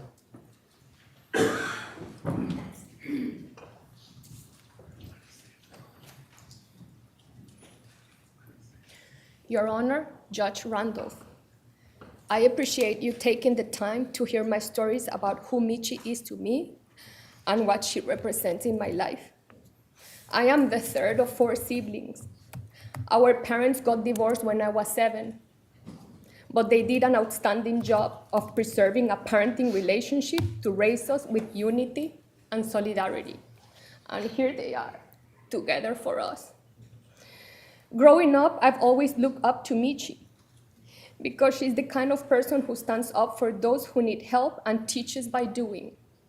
Imagine all that my big sister taught me, from reading bedtime stories to playing in the park, riding bicycles and horses, roller skating, water skiing, and making sand castles, to role modeling what a good mother is. Yes, she taught me all the skills I needed to be the mother I am today for my twins by showing how devoted, lovely, and caring she is to my niece, my goddaughter. When I was a kid, if any of us, or even when my school friends were having a tough time, Michi was there, wiping our tears and making sure we did not feel alone, but loved and protected. By doing this, I learned how important it is to care for others and to build strength and resilience in life. She has always stood up for me and my sisters. I tried to do the same for my youngest sister. This is how we pass our hearts to one another in my family. One of my fondest memories is when Michelle learned and mastered her driving. She would take us to school, turning those rides into lessons on social awareness and kindness. Our school was across town, requiring us to cross several very poor neighborhoods. She colored those rides by describing to us how the poor were in hunger and in need, so that we thought twice when we did not want to eat our lunch. We would often prepare an extra sandwich to share with less privileged children along the way, instilling in us a lifelong commitment to empathy. Now, because of Michi's influence, my everyday job is to place myself in the shoes of the American consumers to serve and improve their lives. When I was accepted into university with a scholarship but lacked transportation, Michi gifted me her car. Thanks to her, I was able to pursue my dreams of a higher education. This made a significant difference in my life, and I learned about generosity. My heart has been heavy with sorrow for the last 5 years, and I have lived in deep pain every day. My thoughts and prayers are with everyone affected as we endure this hardship. In these moments of profound loss, the strength and unity of a family become precious. Judge, I beg with all my heart and spirit for your openness to a different view and mercy for Michelle. She has always been there for us. Her genuine heart treats everyone with so much love. She keeps our large family connected, ensuring we stay close to preserve family traditions. She's also an amazing aunt to my twin boys, encouraging their dreams of playing sports professionally with her incredible belief that no challenge is too big to overcome. As you can see, Michi means so much to me and has always been a pillar of light, strength, and hope in my life. She is the heart of our family, and without her, our lives would be profoundly broken. Thank you for your consideration, Judge Randolph. Thank you. Attorney Schoenhorn, what we will do is take a break until 1 o'clock and then resume at 1 o'clock. And please give heed to the marshals. All rise. This Honorable Superior Court.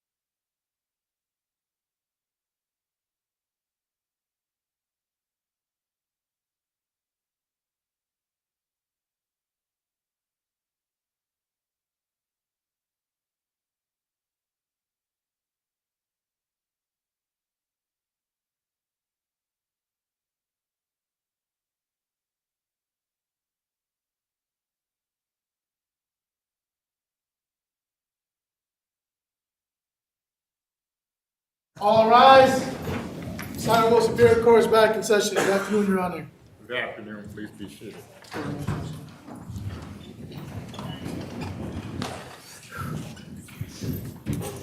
Good job. Thank you. I'd like to call on Catalina Gutierrez to speak now, please.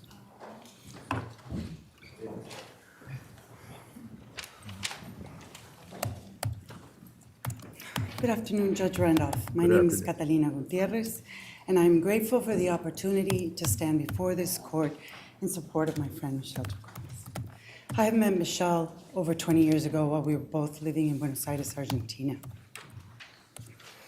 We had an instant connection, but it's easy to connect with Michi. She is an open and curious soul who can relate to people on a very intimate level by giving you her undivided attention 100% of the time. Through the years, she has become one of my closest and dearest friends. We became our chosen family when our families were far away. With all the ups and downs of life, you can count on Michi to hear you out, offer help, or a hug if needed.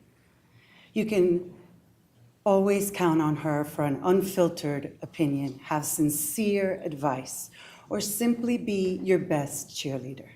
With her on your side, you feel anything is possible. Michi has a way of making you feel special. I most admire how Michelle has embraced motherhood. She is a devoted mother to Nicole, and her dedication is inspiring. Nicole is her main priority, and Michi always has her daughter's best interest at heart.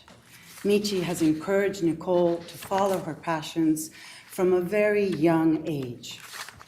When Nicole showed interests in competitive skiing, her mother was right by her side to organize and coordinate her equipment, her training, her races, and her schooling. She would take Nicole wherever she needed to be, whether it be in the United States, Argentina, or Europe. I would often call her and ask her, "What mountain are you on today?" She has been there for her always, proudly watching Nicole flourish to the best of her abilities. They have a very close relationship and a bond that is beautiful to see. They are always together and love sharing their experiences, knowing how important they are to each other. I pray that they will not be separated. When Michelle and Gaston, Nicole's father, separated, because of Michelle's insistence on a clear and honest communication, they navigated the challenges of co-parenting across countries and continents in what seemed like a seamless and harmonious way. She ensures that they remain a unified team to provide their daughter with the best possible well-being, sharing holidays, birthdays, vacations, even after they had separated. I have spent many vacations with them and my children while they were together and after they had grown apart. Gaston and Michelle have a strong camaraderie and understand that their daughter is their most important priority, while respecting each other's life choices. Michelle is a beautiful person who is a loyal, generous, and loving friend. In over 20 years, I have never seen Michelle treat anybody with anything but respect, kindness, and a smile. Michi is a woman who says what she thinks and does what she says. It is extremely refreshing to meet people like her who are unique and authentic and not afraid to show it. I am honored to call her my friend and grateful for having her in my life. Michi is a special person who has inspired me to change my perspectives, live outside of the box, and most of all, enjoy the moment. I strongly believe that her story, her true story, has not been told.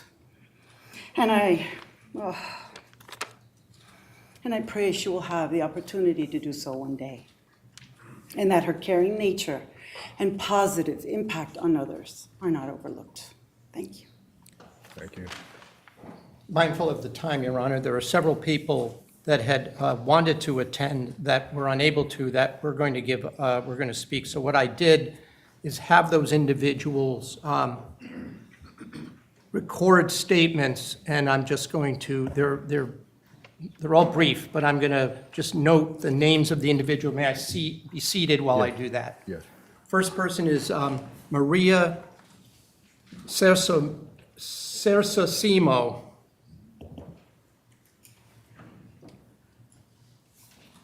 Oh.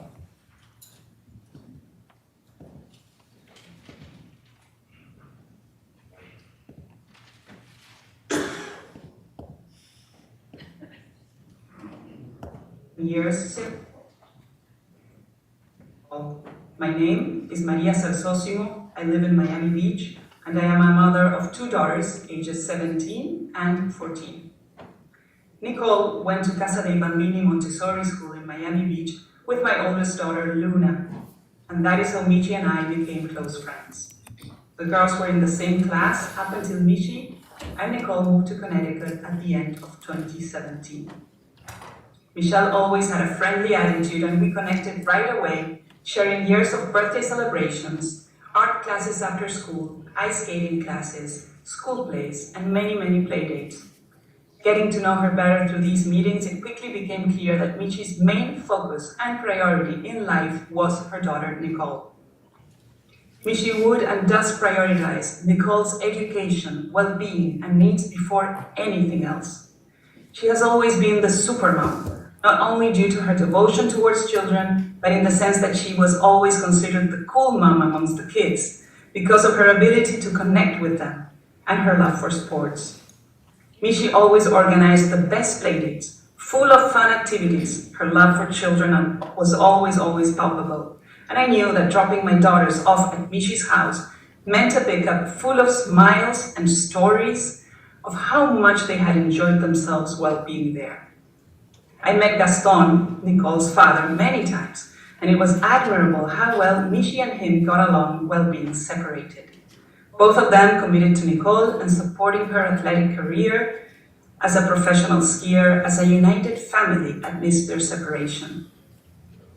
I comprehend the seriousness of the situation and stand in full awareness in support of Michelle Troconis. I respectfully request that you please take this letter into consideration when making your sentencing decision.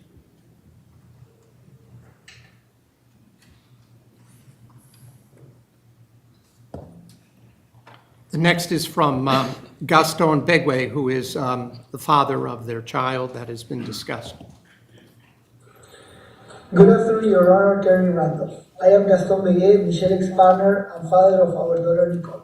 I wanted to provide insight into the character of Michelle Troconis in relation to her upcoming sentencing. I met Michelle in 2003, and since 2004 we shared 8 years of our life together.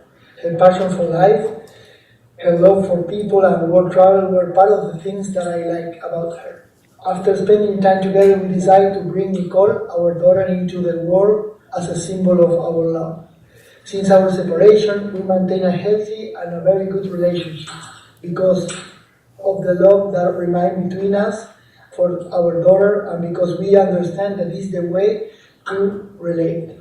Michelle is a great mother, always looking after our daughter, helping her with schoolwork, cultural education, as well as a sport, because it's also very important for us. For Michelle, her family is very important and always comes first. Of Venezuelan origin, Michelle is the oldest of 4 sisters. Her parents, 2 professionals, formed their daughters under the value of the honesty, work, and joy. They are a very united family. I am deeply aware of the seriousness of the situation, and I implore mercy from you to carefully consider my testimony as you make your sentencing decision. Thank you for taking your time and consider my perspective. Thank you very much. The next person is from Lisa Anderson.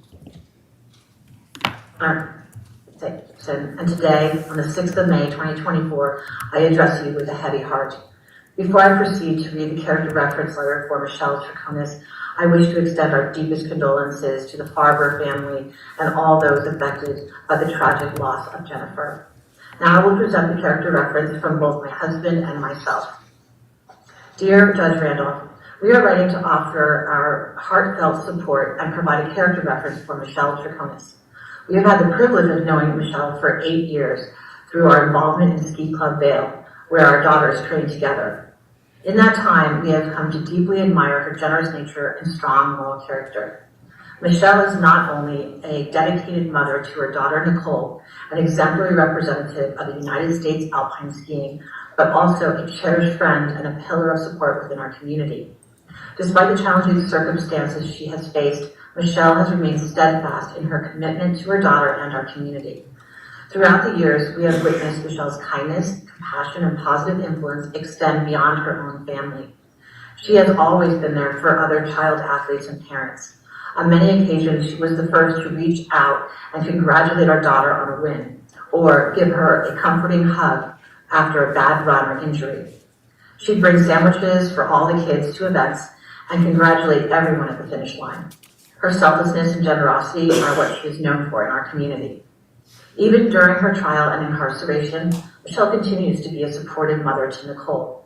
It's a testament to her dedication as a parent that Nicole has achieved remarkable success, including representing the United States in this year's World Junior Olympics in South Korea, all while her mother faces legal challenges.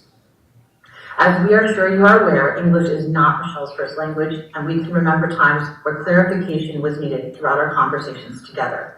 Despite any language barriers, Michelle's warmth and sincerity are evident to all who know her well. In light of Michelle's exemplary character and dedication to her family, specifically her daughter, we respectfully request that Your Honor take these aspects into account. We have always seen Michelle as a person of integrity and kindness. It is our sincere hope that her generous nature and positive impact on those around her are not overlooked. We believe from the bottom of our hearts that sadly, Michelle's true story has been left untold. We hope beyond words that she will someday get this opportunity. Thank you for considering our perspective. If you require any further information or clarification, please don't hesitate to contact us. Sincerely, Lisa and Sam Anderson. The next comments would be from Andrew King. Good morning. King, and I'm 16 years old. Michelle is my godmother, but I see her as my second mom. And I'm thankful for her being my mom's closest sister because that allows me to see her the most. She's always been my hero because she's brave and has the biggest heart that she's able to share with everyone. She knows how to make us laugh no matter the situation, and that's why I love her the most. We've had so many fun times and memories together. I would never forget all the ski trips we have done, as they're experiences I could only have dreamed of. Or the dirt bike adventures where there was this one time where I got a burn and she put a Band-Aid on it, and I don't know how I would have ever recovered without that Band-Aid. During these tough legal years, Michi has helped my mom take care of all of us, taken us to school, and supported me in my projects and sports.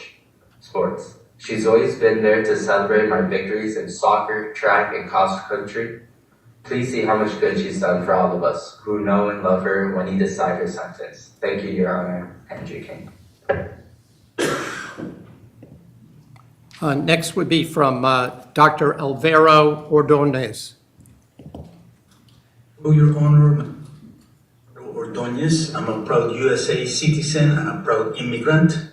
There's a reason why I mentioned this, and it has to do with some cultural ways and some cultural customs that people may have between some different countries, and culture is relevant to this case. People here have more boundaries in the way that things are said and done. Boundaries unbelievably matter and make a big difference. Opinion, perceptions are then also processed differently over here. I met Michelle Troconis back in 2014 because of mutual friends. We hit it off right away. I was happily married. I had my little kids. She had her little daughter. All of our friends had kids growing up together. Michelle would visit us in our home in South Miami or in our house in the Florida Keys. We would go fishing and diving together. Michelle is the kind of person that is always available, always friendly, always ready. It is impossible for me to even remotely think that she would engage in any of the kind of behaviors that she has been accused of. She would never hurt or help hurt anybody. That is not the sweet and kind Michelle Troconis that I know. And I think I know Michelle Troconis very, very well. I could see Michelle being stressed to a breaking point while being interrogated by the police, but I cannot see Michelle lying about something so important as this case that has been going on. I myself have been stopped in traffic by police, asked by my license, insurance and registration, and not being able due to stress and intimidation to find it in my wallet right in my hands. It happened last year. Now imagine being asked about a possible murder. I personally would simply faint right on the spot. We have been to family gatherings together, first communions, the birthday of our kids. I visited her in Colorado and in Connecticut. This is a person that is way more friendly than the normal. This is a woman that is always helping, always caring, living her own everyday issues, as we all have, crying her own tears, sweating her own sweat over all the life issues that we all have. This is tragic for everybody. It is tragic for the Dulos children. It is tragic for Mrs. Farber, the mother of Jennifer. It is very tragic for the Troconis family. It's extremely tragic for Michelle and her daughter. So many times I wanted to know I needed someone to cover for an employee in my practice in the front desk, and she would stop whatever she was doing to come and help. She has always been available, and the same way that she has been available for me and my friends, she has been available for anybody in the community that would need help from Michelle. She is as much victim of Untitled Dulos as Jennifer was. It is a very sad situation. Michelle is a good woman. Michelle is a person that was raised with excellent manners, with character, moral integrity, by a loving father, by a loving mother, both committed healthcare professionals with professions of service, with loving, hardworking sisters, with an accomplished daughter who happens to be a ski champion at the national level. She's a woman that has had professional success and fell in love with a handsome, elegant man that was undergoing divorce and basically presented himself as a caring, loving, charming, successful businessman that he wasn't. Any woman could have been Michelle Troconis. Any woman would accompany her partner to do some chores. Any woman would have succumbed to the charm, elegance, and class of Untitled Dulos. Any single woman could be sitting here today as a defendant instead of Michelle. In my personal opinion, and from what I've seen, she was utilized.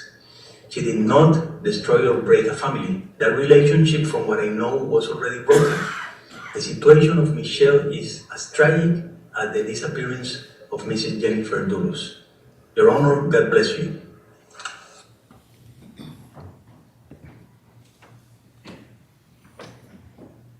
I'd like to now play the video from Patricia Salamanca. Good morning, Judge Ranford. My name is Patricia Salamanca. Thank you for this opportunity to address the court. Please allow me to express my deepest sympathy for the Farber Dulos family for the loss of Jennifer. I would like to share the long-standing relationship my family has enjoyed with Michelle. One of our most significant experiences involved entrusting Michelle with the care of my son, who was 11 years old at the time and is now 39. He has special needs and was under her care while attending a summer camp in the USA for equine therapy training. We have known Michelle and her family for decades, sharing birthdays, weddings, baptisms, and numerous adventures. These interactions have given us profound insight into her character. Michelle is not only smart and hardworking, but also an extraordinary mother to her daughter, Nicole. Among her admirable qualities and her innate ability to understand and work with children with special needs, Michelle's holds very special place in my heart, and she always will. With deep empathy and understanding for everyone affected by this tragedy, I stand in support of Michelle. I humbly implore you to consider extending mercy during the sentencing process. Thank you, Your Honor. And finally, the statement of Peruse Kabachyoyan, let me spell that, it's Peruse, last name is Kbachhoyan. Hello, Judge Randolph. My name is Peruse Kachoyan. Thank you for allowing me to present a brief statement to the court today on behalf of my friend, Michelle Troconis. First, though, I want to reverently acknowledge the life and memory of Jennifer Dulos and the suffering her children and the Farber family continue to endure because of her loss. Theirs is truly a compound tragedy, and my heart sincerely goes out to them. I met Michelle Troconis about 4.5 years ago at Avon Congregational Church, where I've been an active member for several years. Working closely together on service projects, sharing in study groups, and community life in general, I have come to know Michelle as unassuming and hardworking, pitching in wherever she can without concern for praise or recognition. Michelle bussed tables and did kitchen work for fundraising dinners. She regularly helped bake thank you treats for employees of local healthcare and service organizations. And during pandemic, Michelle often helped our pastor live stream Sunday services, which were so crucial to keeping our community connected and strong.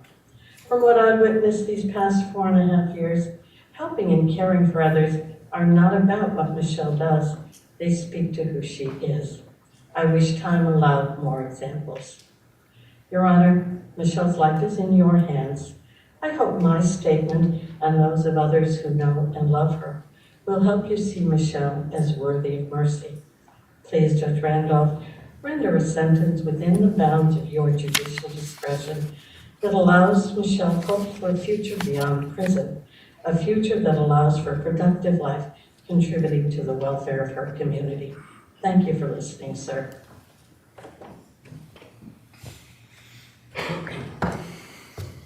I would ask the court to now hear from Paola de la Torre. And after this presentation, we will stand in our luncheon recess from 1:30 until 2:30. Yes, and I'm mindful of that, and that's why I played the videos now, so that the few people that are left, there will be enough time, so. Thank you. Good afternoon, Judge Randolph. My name is Paola de la Torre. Thank you for giving me this opportunity to talk about Michelle Troconis, one of my closest friends and a cornerstone in my journey as a mother and human being. But first, I want to express my sincere condolences to Dulos' children, families, and friends for their unimaginable loss. I met Michelle 11 years ago when our children attended the same Montessori school. We connected right away profoundly, and our friendship grew as we navigated the challenges of being a single mother in a foreign country. During the most difficult time of my life, my divorce, Michi was a pillar of wisdom and love. When I was overwhelmed with anger and confusion, it was Michi who taught me the power of acceptance and compassion.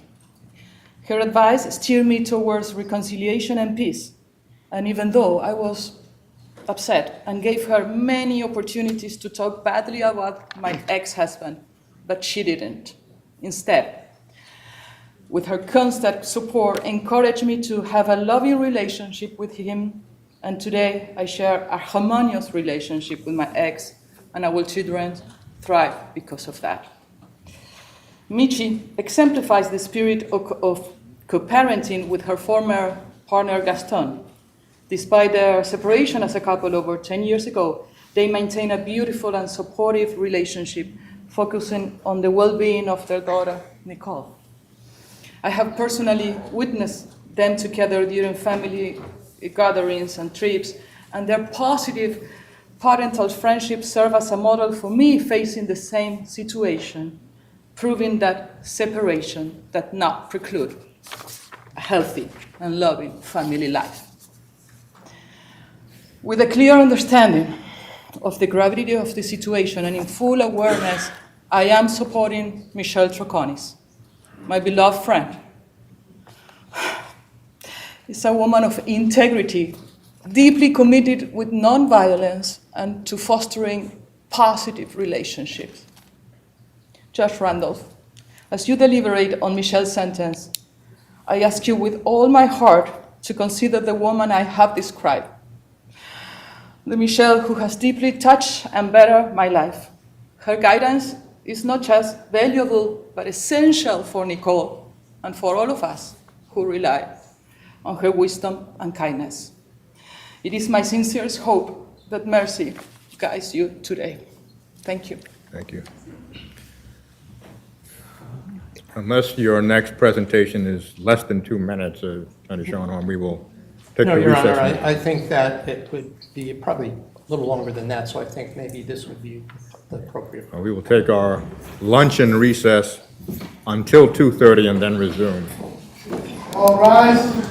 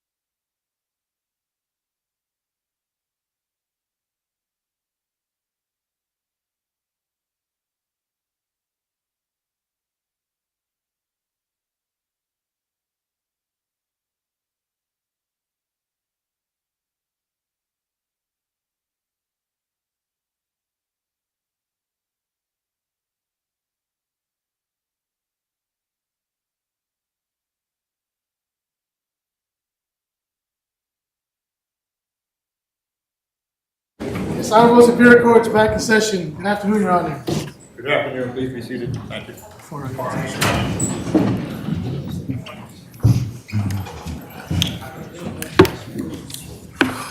Attorney Schoenholm. Thank you. I'd like to ask Nancy Rosen to speak, please.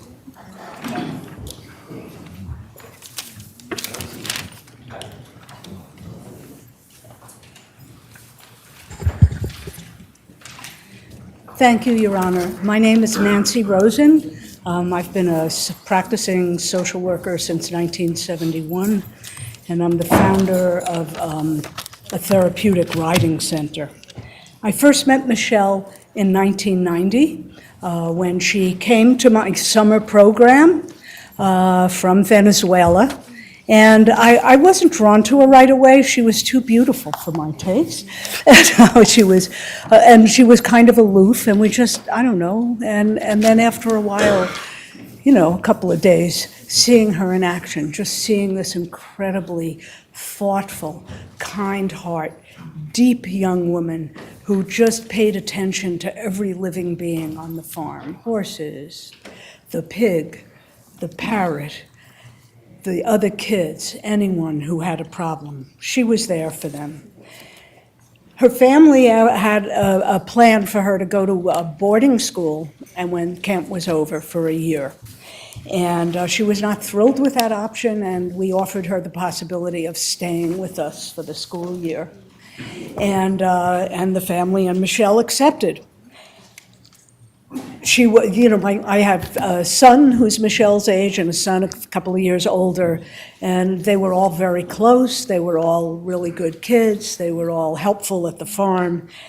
I have one thing, a facet of Michelle's character that I actually think has to do with this case some, and that is that her deep, heartfelt kindness and belief that all people are good. And to the extent that one time she was going down to New York City to visit or to catch up with a cousin who was going to be in town from Venezuela. And when she came back, she was telling me about this really, really nice taxi driver who at the end of the conversation when he dropped her off, he invited her to come visit his apartment the next time she was in the city. And she's telling me this with great enthusiasm, and I'm saying, Michelle, a nice conversation doesn't mean a good person. You really have to, be a little bit more suspicious. She isn't and wasn't. I tried to explain that, you don't visit people you don't know at their homes, that you maybe a public space, At the end of that year with us, Michelle went home to finish high school and college in Caracas, Venezuela. In the 30 years since, she's finished college and completed a certification in therapeutic riding and taught in various places and countries. I love Michelle deeply and admire her. I am truly horrified and saddened that she's part of this terrible story. I feel great empathy for all the victims that the sociopath Fotis left behind. His parents, his wife's parents, the 5 children now without mother or father, Jennifer's friends, Michelle's daughter, and her sisters and parents, and Michelle herself. I hope, sir, that you can believe that Michelle can do much more in her life to make amends in society than being incarcerated the rest of her days. She is a beautiful human being that I love with all my heart. Thank you. Thank you. Ask that Eileen Keller speak, please.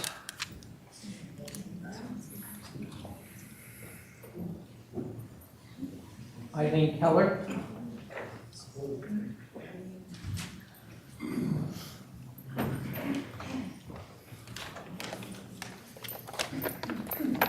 Good afternoon, Your Honor. Good afternoon.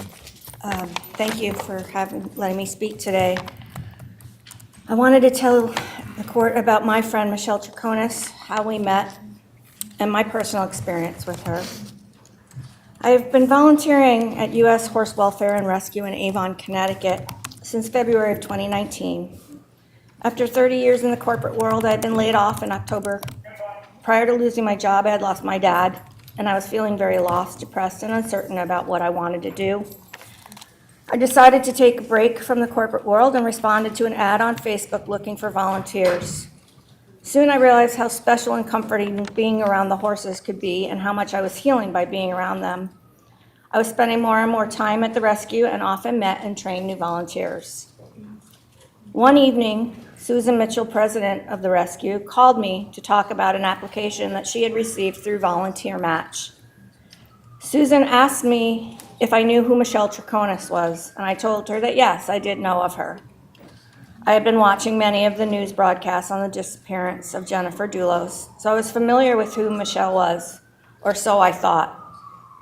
Susan was concerned about having Michelle volunteer because of any possible negative impact it might have to the rescue, both with our volunteers and our fundraising efforts. At that time, we were in the planning stages of many of the programs that are offered at the rescue today. And as we talked, we both agreed that if we were going to have programs that offer a safe space for people and women in troubled situations, we should welcome this woman who was obviously struggling. Susan asked me if I would mind meeting Michelle at the rescue and giving her an introduction to the work that we do. Michelle arrived with her father, Dr. Carlos Troconis, and they were both obviously very nervous about how she may be received. I am a true believer in our constitutional right of innocence until proven guilty, so I had decided to put any personal thoughts or judgments aside and welcome her with kindness. From the moment Michelle spoke, I was shocked at how soft-spoken and sweet she was. I did not realize from the media coverage that she spoke with such broken English, and often she would be embarrassed when she asked me to explain what a certain expression meant. In all honesty, I expected to meet a cold, hard woman, and Michelle is the exact opposite.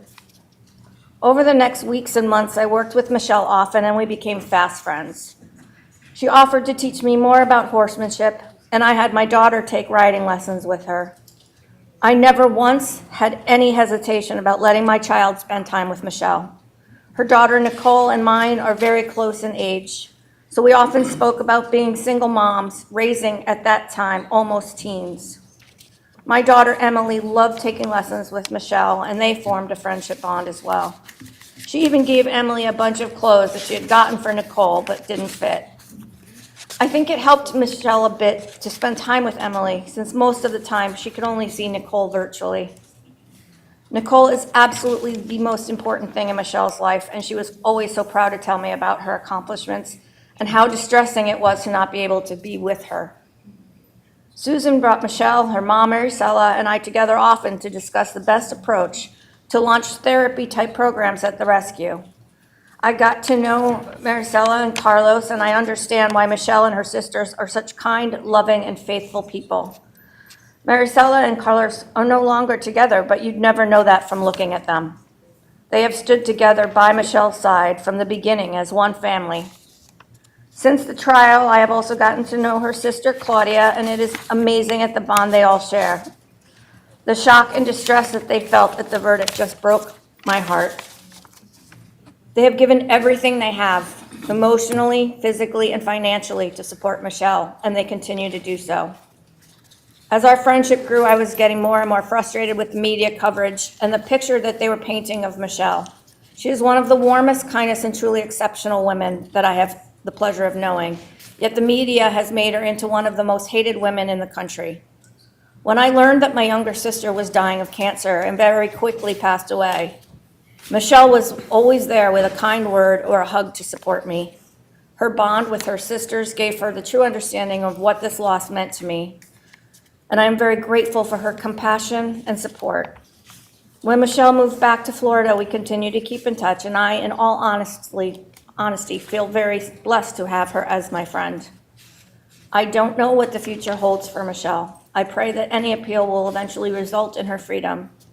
At this time, however, the only thing I can do is be here, speak my truth, and ask for your mercy as you hand down her sentence. I hope that my words help you to understand a bit more about who Michelle Troconis really is, and not the monster that the media has made the world think she is. Michelle Troconis is a daughter, sister, friend, teacher, and most of all, she is a mother. Michelle has done a lot of good things in this world, both personally and professionally. She's not a person that will cause this world any harm or danger to anyone. Thank you very much for letting me speak today, and my heartfelt condolences go out to Jennifer's children, family, mother, and friends. Thank you. Thank you. I'd like to ask Paula Salazar to speak, please.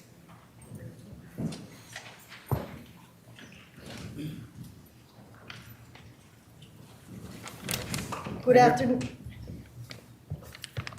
Good afternoon, Judge Randolph. Thank you for giving me the chance to speak here today. I am Paula, one of Michi's closest friends. For me, she's my best friend. I have had the privilege of knowing her for over 20 years. We met in Argentina, both navigating life in a new country, and our connection was instant. In a place where everything was unfamiliar and myself being shy and introverted, Michelle's friendship provided me with a sense of belonging and security that I will be forever grateful for. Michelle possesses a special spark that brings joy and good energy wherever she goes. I have always admired her authenticity and her remarkable ability to uplift those around her. When I met her, something that really struck me was her acceptance of others. She's the kind of person that never judges, criticizes, or speaks ill of anyone, a very scarce trait in today's world. Throughout our friendship, I've had the privilege of witnessing Michelle's unwavering dedication and love as a mother to Nicole.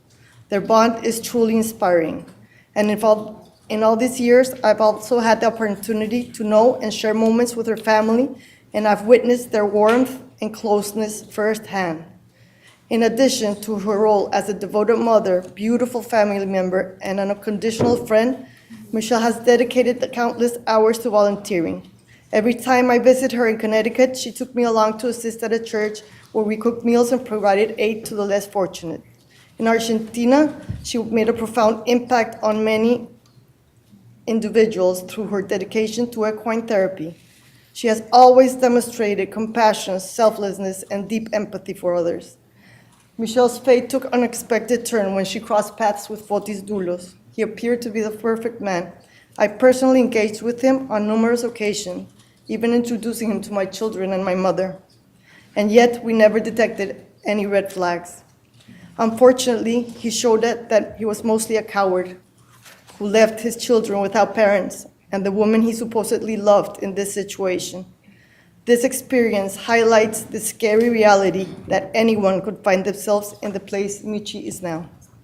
Your Honor, while I understand the gravity of the charges against Michi, I implore you to consider her positive qualities and contributions to society and respectfully request a compassionate outcome for her.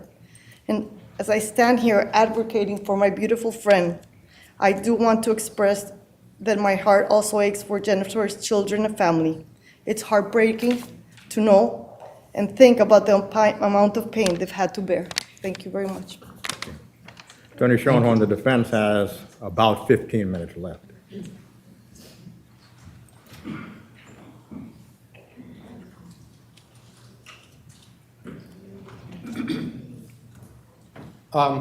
I would now call on Michelle's sister, Claudia Troconis.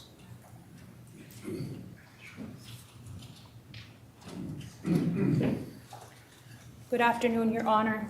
My name is Claudia Troconis, and I am here today as the youngest sister of Michelle Troconis. I am grateful for the opportunity to speak about my sister, whom I deeply admire and support. Michelle has always been an example of kindness and compassion in our family and communities. She would never intentionally harm anyone or be part of any malicious plan as horrific as what she has been accused of. My sister is a loving and exceptional human being who unfortunately fell in love with the wrong man, Fotis Dulos. He portrayed himself convincingly as a charming, well-educated, hardworking man and a dedicated father to his children, who seemed to embody great virtues. Yet he deceived us all, but most importantly, my sister Michelle. One of the most frustrating things for Michi is that while people accept that Fotis fooled everyone, including lawyers and mental health professionals, my sister is expected to have seen him for what he truly was, a dangerous, manipulative, and controlling man. The fact that professionals missed it provides clear and convincing support for the argument that Michelle had no idea what Fotis was and what he was capable of. But I am here today to explain why Michelle would not have known anything and to speak of who she is. As the eldest of 4 sisters and over 21 cousins, Michi has always been the pillar of our family. After leaving our home country, Venezuela, she coordinated our gatherings, ensuring we stayed connected despite our geographical distances, reinforcing the close-knit bonds we value and maintain today. Michi has always been more than just my eldest sister. She has been like a second mother to me. We're 12 years apart, and her nurturing presence has been influential throughout my life. After our parents' amicable divorce, Michi took on significant responsibilities to support our family. One stark memory that stands out is when I was 6 years old and sustained an eye injury while playing soccer with neighbors. I was home alone with her and in a lot of pain, and Michi, without hesitation, rushed me to the nearest hospital, where I underwent critical surgery that saved my vision. Her care has been nothing short of heroic for me as a child. Michelle is also an exceptional and dedicated mother. She has been a committed mother to her only daughter, my niece, who's an Olympic athlete who has achieved the highest levels of medals while representing the United States of America. When I decided to have children, I aspired to be a wonderful and dedicated mother like Michi to my twin boys. She has supported every significant milestone for my twins and nephews, serving as an exceptional aunt. They too look up to their eldest aunt, cherishing every outing filled with joy and memorable experiences. Michi's passion for helping others extended into her professional life and is what inspired me the most professionally and personally. Motivated by her paternal aunt, born with an intellectual disability, she pursued a bachelor's degree in special education in Venezuela.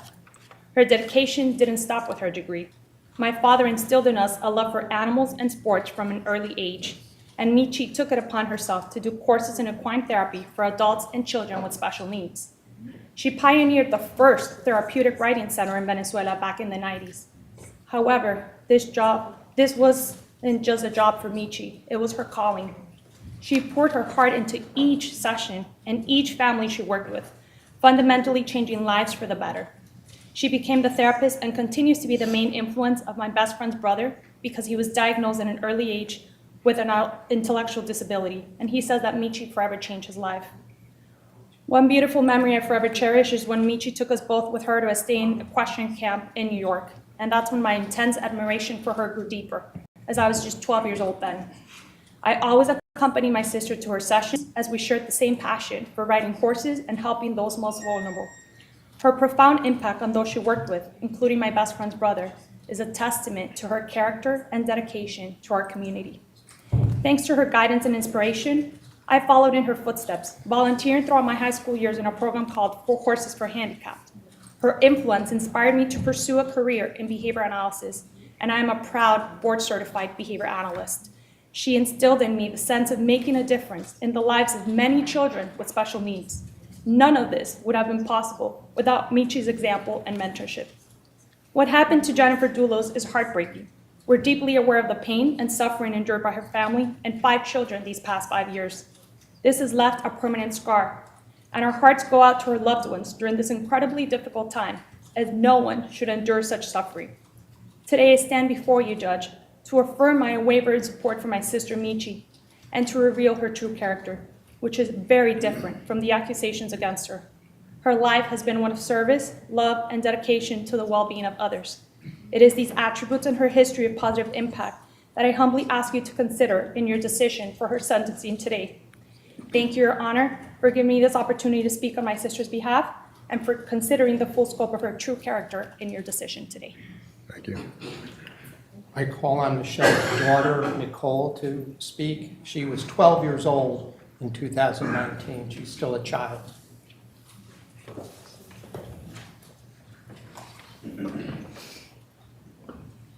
Your Honor, I stand here today to speak about my mom, who means the world to me. I have been in my mom's life for 17 years, 5 months, and 12 days. Despite my parents' separation when I was young, today I recognize the healthy relationship, mutual respect, and care they still hold. They've exemplified the essence of co-parenting, always prioritizing my well-being above all else. My mother, Michelle, has embraced my passions as her own, particularly my love for skiing. Despite not being raised in the skiing world, she has devoted herself to understanding and supporting my aspiration in the sport. That includes moving with me to Colorado since 2015 for 3 to 5 months each season. My mom's presence at my races all over the U.S., regardless of her commitments, speaks for itself about her dedication as a parent. I remember asking my mom why she only had me, and her answer was, because I wanted to always offer all the attention to you. Michelle isn't just my mother. She's my best friend, my rock, and my guiding light. If you ask me who I want to be, my unhesitant answer would be, I want to be just like my mom. She is a perfect example of kindness, thoughtfulness, and selflessness. Whether it's cooking together, numerous friends of mine seek out her company, drawn to her warmth and kindness. Whether it's cooking together, sharing conversations, or simply being in her presence, people gravitate to her brought-up spirit. Reflecting on my past, I remember the introduction of Fotis Dulos into our lives, meeting him at the water ski club in Miami. I noticed he was outgoing and friendly. I also met the kids, and I myself enjoyed spending time with them. Watching my mother fall in love with him, I welcomed the possibility of her finding happiness. When my mom decided to move to Connecticut, the first thing she let me know was about Sundown Ski Resort, a mountain only a few minutes away from Fort Jefferson Crossing. Even though she had fallen in love, she always carried the thought of me and how much I needed my skiing. So much that my mom and I would move to Colorado 4 to 5 months every year for my training. Despite spending considerable time with Fotis Dulos and even forming individual plans together, I never anticipated the tragedy that unfolded, leaving me shocked and confused. I never had the chance to meet Jennifer, nor did my mother ever speak ill of her. My heart goes out to the kids, and I earnestly hope that one day we all discover peace within our hearts. Through it all, I want to emphasize my love and trust in my mom. She has been my anchor, guiding me through life's troubles. She's the first person I call after a bad competition, and without her motivational words or simply her peaceful voice, I wouldn't be able to be where I am today in either my sport or in life. I am begging you to listen. I need my mom in my life. Not just as a parent, but as a source of strength and understanding. My love for her remains uninfluenced by the situations or difficulties we may encounter. Thank you for letting me share this with you, Your Honor. Thank you. Understanding there's only limited time, I want to point out a couple of things that haven't been made clear. The first is that during the trial, the court did not have any aspect or understanding what kind of person Michelle was, whether it was from media or just what people were saying about her during the trial. The court received a completely different caricature, if I will say, as to who she really is. She's a loving daughter, sister, and mother, and friend.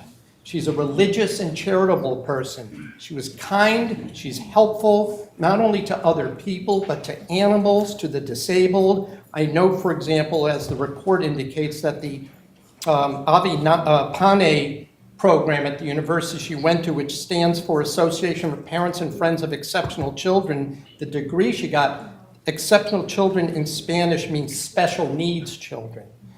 This is what she did, her equine therapy, whether she actually went to Dubai at one point to work with disabled children there. She worked at the horse rescue in Avon while she was here. She's had no criminal history. She has no history of violence whatsoever. She even bought a condominium in Colorado so her daughter could train and be there with her during the winter months so she could compete as a competitive international skier on the Youth Olympic ski team representing the United States in Korea, where Michelle was not allowed to go because of the restrictions of this trial. I'll just note at one point that Fotis Dulos became angry that Michelle bought the condo in Colorado rather than using her money to invest in his company. That's what kind of person he was like. She may have been naive, that she believed in Fotis, she believed who he was, and she believed the police when they were talking to her, and also, I will note, she believed her former ineffective counsel. The probation officer, as the court indicated, stated that it's not fully clear what role Michelle played, and I submit that that's still true to this day after the court heard 2 months of evidence during the trial. There's a concept in the law of minor versus minimal role versus the role of others. The court cannot sentence Michelle for what Fotis Dulos or others did. We talk about relative culpability. It is Michelle the court has to consider, not what Fotis Dulos did, and none of the things that he did are attributable to Michelle. And I will go further, Your Honor, that although the court doesn't agree with my arguments that she had very little knowledge, if anything, about what what Fotis was up to, I will note that whatever the court feels was her complicity, it made no difference to what Fotis Dulos did or what was uncovered as to what Fotis Dulos did. It did not help complete something that wouldn't already have occurred, but for things that she herself told the police. They would not even have known about that. So she is the one who implicated herself according to what the state said. I note she is not a danger to anyone in the community. She was, while on release, she received a form of punishment because she was on house arrest for 9 full months. She could not leave for any reason other than going to counsel's office. I found that I was one of the sole bases for her to be able to leave her small apartment that she had to stay in because she was ordered out of the large home that she had been staying at in Farmington with Fotis. In addition, she was on a bracelet for 1,404 days until Judge White removed that condition in 2023. And I would submit that such long bracelet, having to charge 1 to 2 hours every day, also constitutes, reminding her every single day for years, also constitutes a form of punishment, even if it doesn't involve incarceration. When I talk about comparative responsibility, the court is not here, cannot punish Fotis Dulos. He's not here. I understand people's anger in their inability to punish Fotis Dulos for what he did. But Michelle is not a substitute for what the court, if the court was in a position to sentence Fotis Dulos, to do to her what the court would have done to Fotis. And finally, I note, Your Honor, that we're talking about comparative responsibility. Pavel Gumieni was clearly, based on his own testimony, had knowledge of what was going on. He was told by his own admission, Fotis Dulos, there may be DNA on my car seats. Remove those car seats. Did he refuse? No. His excuse was, well, I didn't want to lose my job. But he removed those car seats. He deceived the police until they came and took his truck and then came to his house to take the white Jeep that was parked in his driveway. Only then did he mention, oh, by the way, I still have those seats here. But he was given full immunity. Because he was given full immunity, he suffered no consequences at all, and he was rewarded with U.S. citizenship afterwards. Whoever was down moving that vehicle in the afternoon of May 24th, we don't know who that is. But again, someone who was directly responsible down in New Canaan. So if we're talking about comparative responsibility, and I note that Pavel Gumieni got a free pass, my request is going to be for probation for Michelle, because she's already suffered the vilification of not just people here, but in the entire country, if not overseas as well. Now, it's my understanding, that's all I have to say. I know that Michelle has some words that she wants to speak to, Your Honor. Thank you. Will the court hear from her? Yes.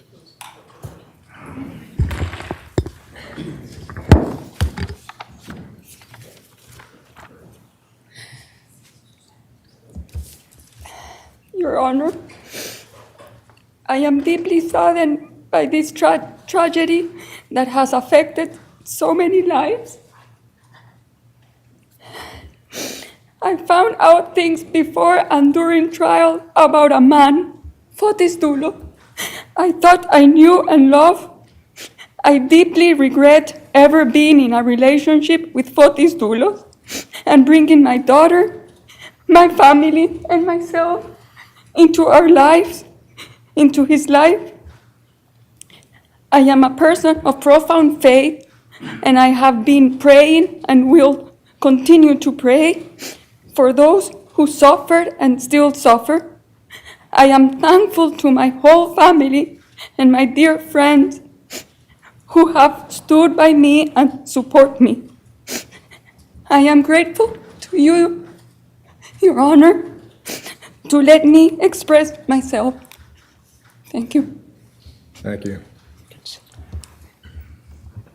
That concludes our presentation. Thank you. What the court is going to do is take a recess and consider the remarks. The court has read the pre-sentence investigation report. The court has also read the 63 or so letters submitted to this court in support of Michelle Troconis. We're going to resume at 3:20. Stand in recess. All rise. Untitled Superior Court's now in recess.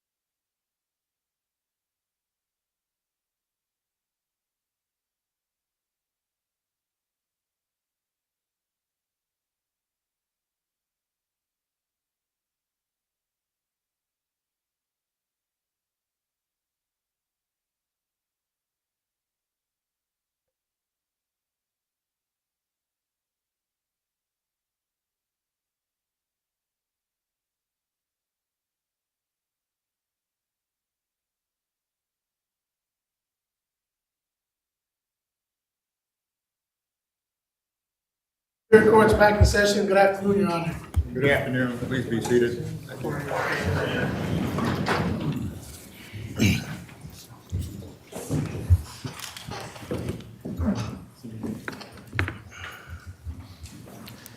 Court has heard the remarks of counsel, remarks from family members, the remarks from what the court would consider victims of the crime. Almost always, there is no single appropriate sentence. Otherwise, the legislature would have designated a single appropriate sentence for every offense. The charges here are conspiracy to commit murder, which is a Class B felony. The legislature has set the sentencing range, not less than 1 year, nor more than 20 years.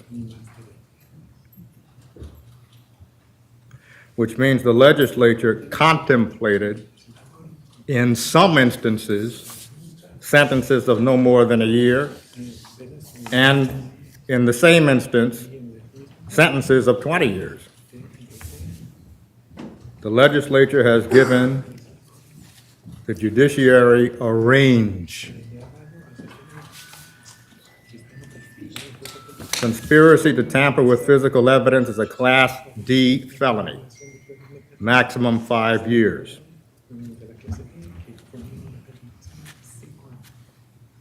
Tampering with physical evidence, a Class D felony, maximum 5 years. Hindering prosecution is a Class C felony, not less than 1 year nor more than 10 years.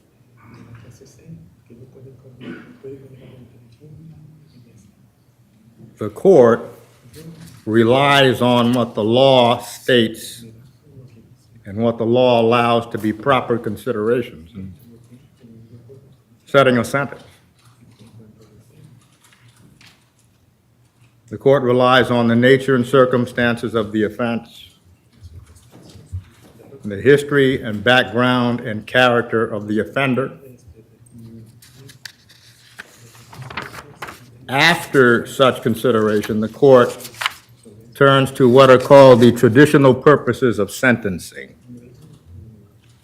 specific deterrence, general deterrence, punishment, incapacitation, rehabilitation, vocational or educational training, and medical treatment. Those factors are not all given equal weight depending on the nature and circumstances of the offense and the history, background, and character of the offender.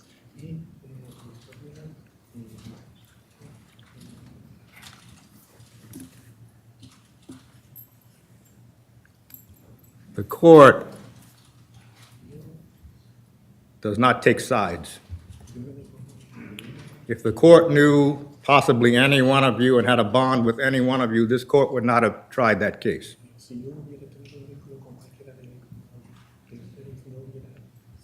It's not the court's role to side or favor one side or another.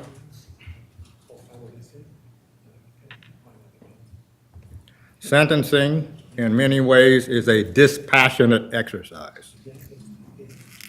The court has no bond with any individual who spoke today or any other individual involved in the case. The court cannot develop the passions that one side or the other has.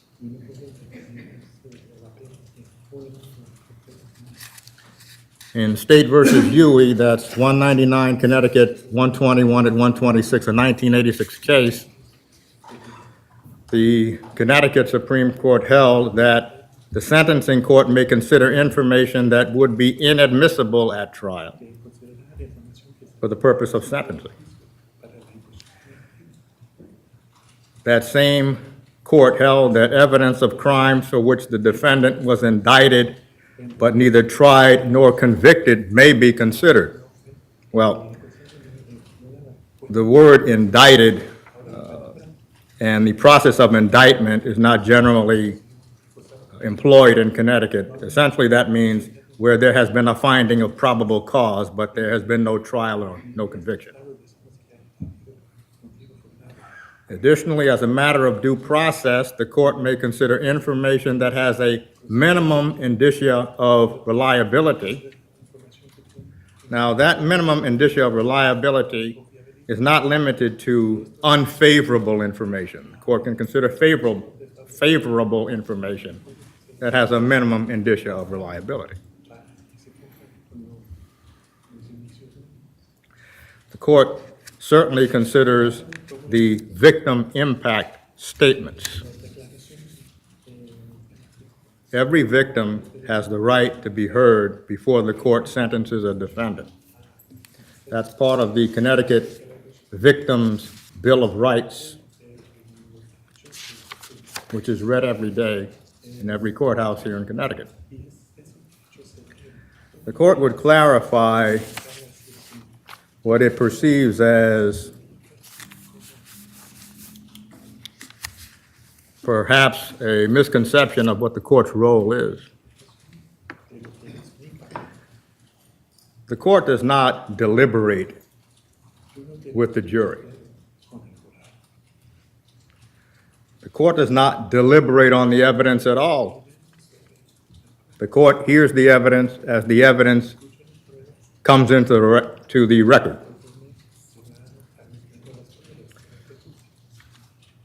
So when you hear that the court has a view of the evidence, the court has no view of the evidence. What the court has is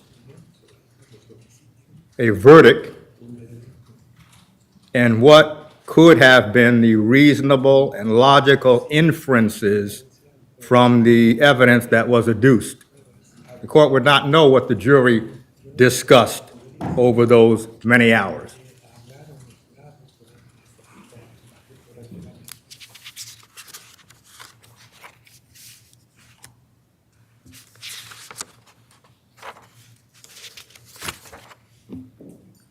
What the court can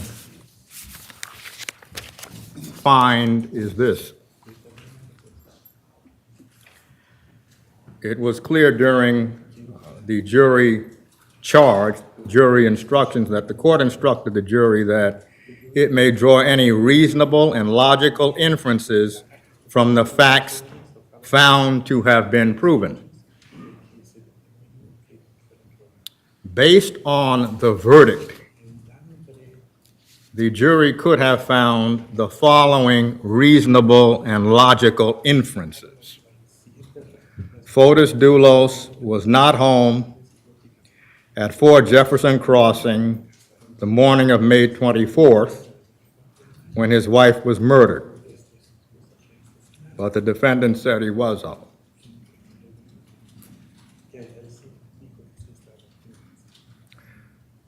When the defendant admitted that he was not home, the defendant,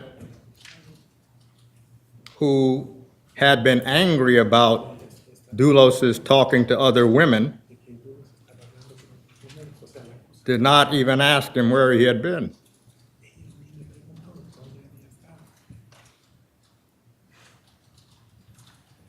The defendant, who was angry that he had visited his wife, did not ask him if he had visited her.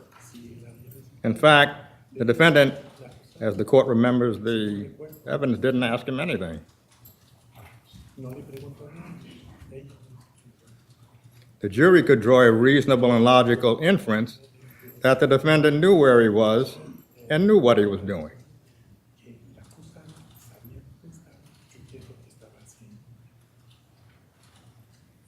The defendant said she saw Kent Mawhinney and Fotis Dulos together in the office at 4 Jefferson Crossing on the morning of May 24th, but the defendant did not see Fotis Dulos and Kemp Mawhinney in the office at 4 Jefferson Crossing on the morning of May 24th.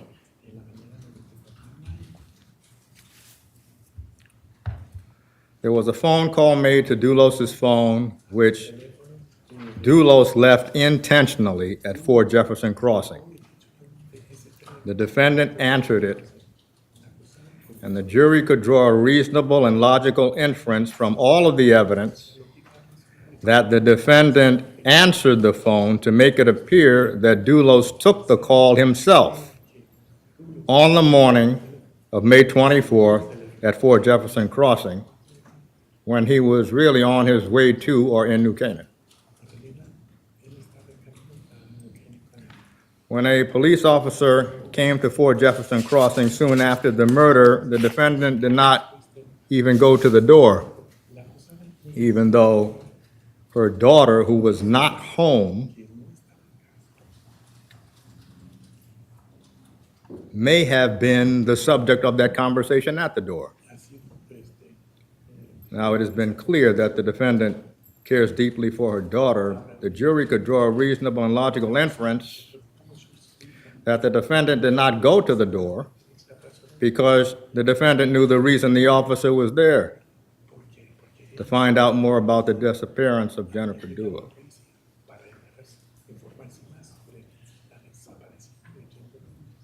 These are reasonable and logical inferences from the facts that were adduced of the case during the trial. The defendant traveled through a part of Hartford with Dulos as he dumps the bloody clothing of his wife. The jury could draw a reasonable and logical inference that on the same day, the defendant helped him pretend he was home in the morning, but in the evening accompanied him to get rid of the evidence. The defendant's DNA profile was found on one of the bags disposed of in Hartford.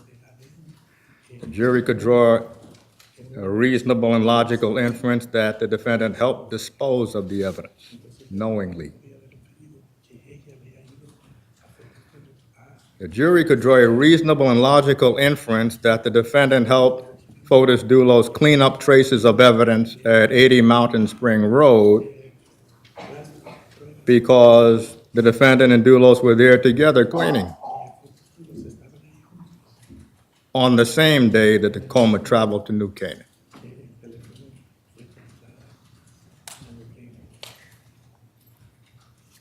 This is a flurry of irregular activity all on the same day.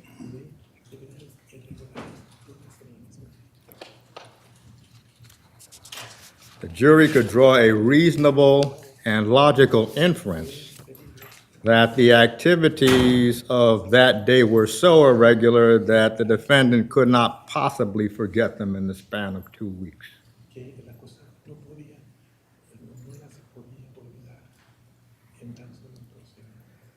Even if the jurors individually had doubts about the defendant's guilt, each one of them ultimately concluded that their doubts were not reasonable. This is not a view of the court's view of the evidence. These are logical and reasonable inferences that the jury could have drawn.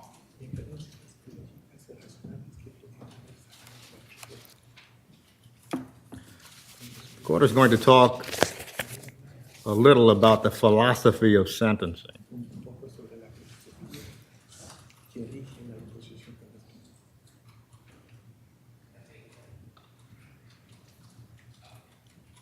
Sentencing is not the product of the court's passions or prejudices.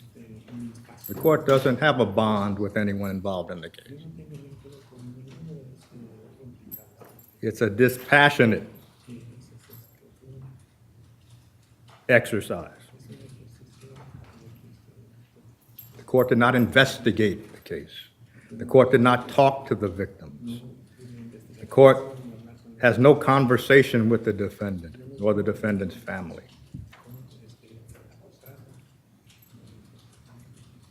So there are some questions that are age-old.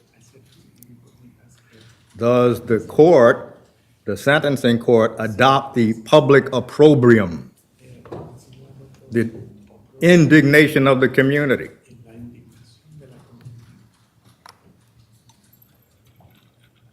When does retribution turn into revenge?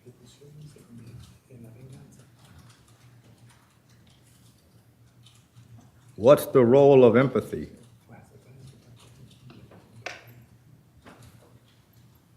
Should the court exercise sympathy for one side or another?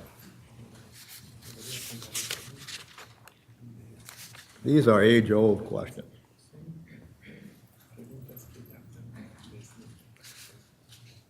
The court relies on what the law says. The court can consider the nature and circumstances of the offense, the history, background, and character of the offender.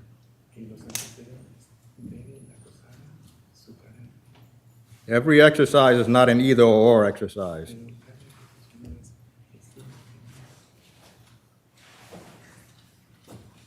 Often, the good and the bad are true.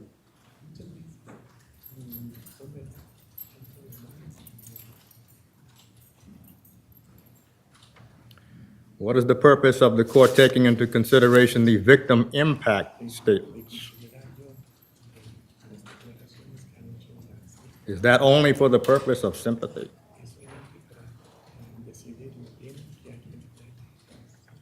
The court uses the victim impact statements to assign, in its view, the proper weight to any one of those traditional purposes of sentencing.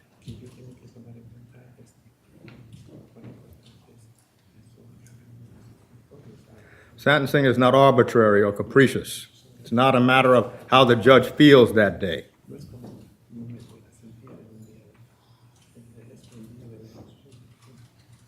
The court wants to also address what has become, over the course of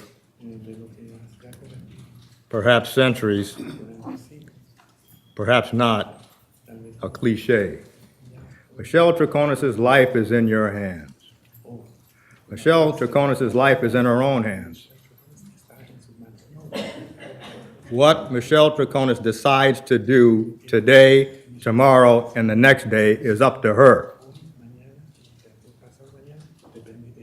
From what the court has heard, she has a great deal to offer. The court has no control over what her decisions will be. Her life is hers.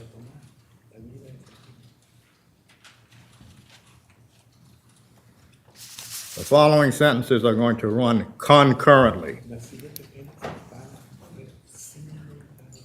On the count charging conspiracy to commit murder, 20 years execution suspended after 14 and a half years to serve, 5 years probation.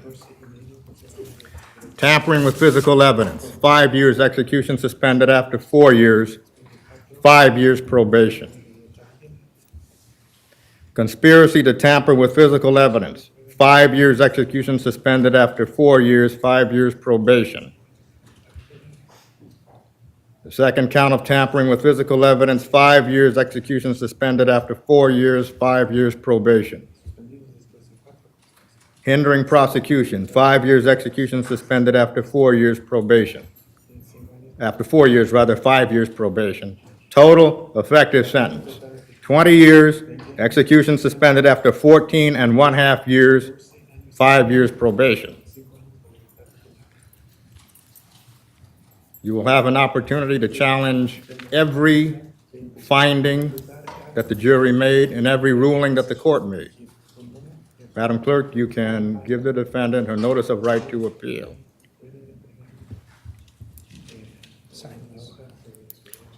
Judge, I'm going to orally state that Ms. Troconis does intend to appeal. I'm going to ask the court to set a reasonable appeal bond.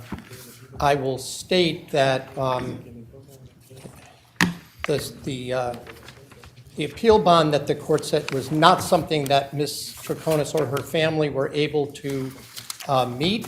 I'm asking for something more in line with what she had been released on bond for the last 5 years. I would note that after Your Honor went on vacation, the state asked for additional conditions, which included making her move to Connecticut and remain within the bounds of Connecticut. My position, Your Honor, is the court obviously took that into consideration when it set that high bond, that she was not a resident of Connecticut, because that's what the state had then argued. I'm asking that if she's going to be released, that the court set a $2 million bond, but with a condition that she reside in Connecticut and not leave without permission. The court is going, well, counsel, the court is going to decline to set an appeal bond. It's not a constitutional right. Has the defendant signed the notice of right to appeal? We'll stand adjourned. All rise. This honorable Superior Court is now adjourned. Please exit the courtroom.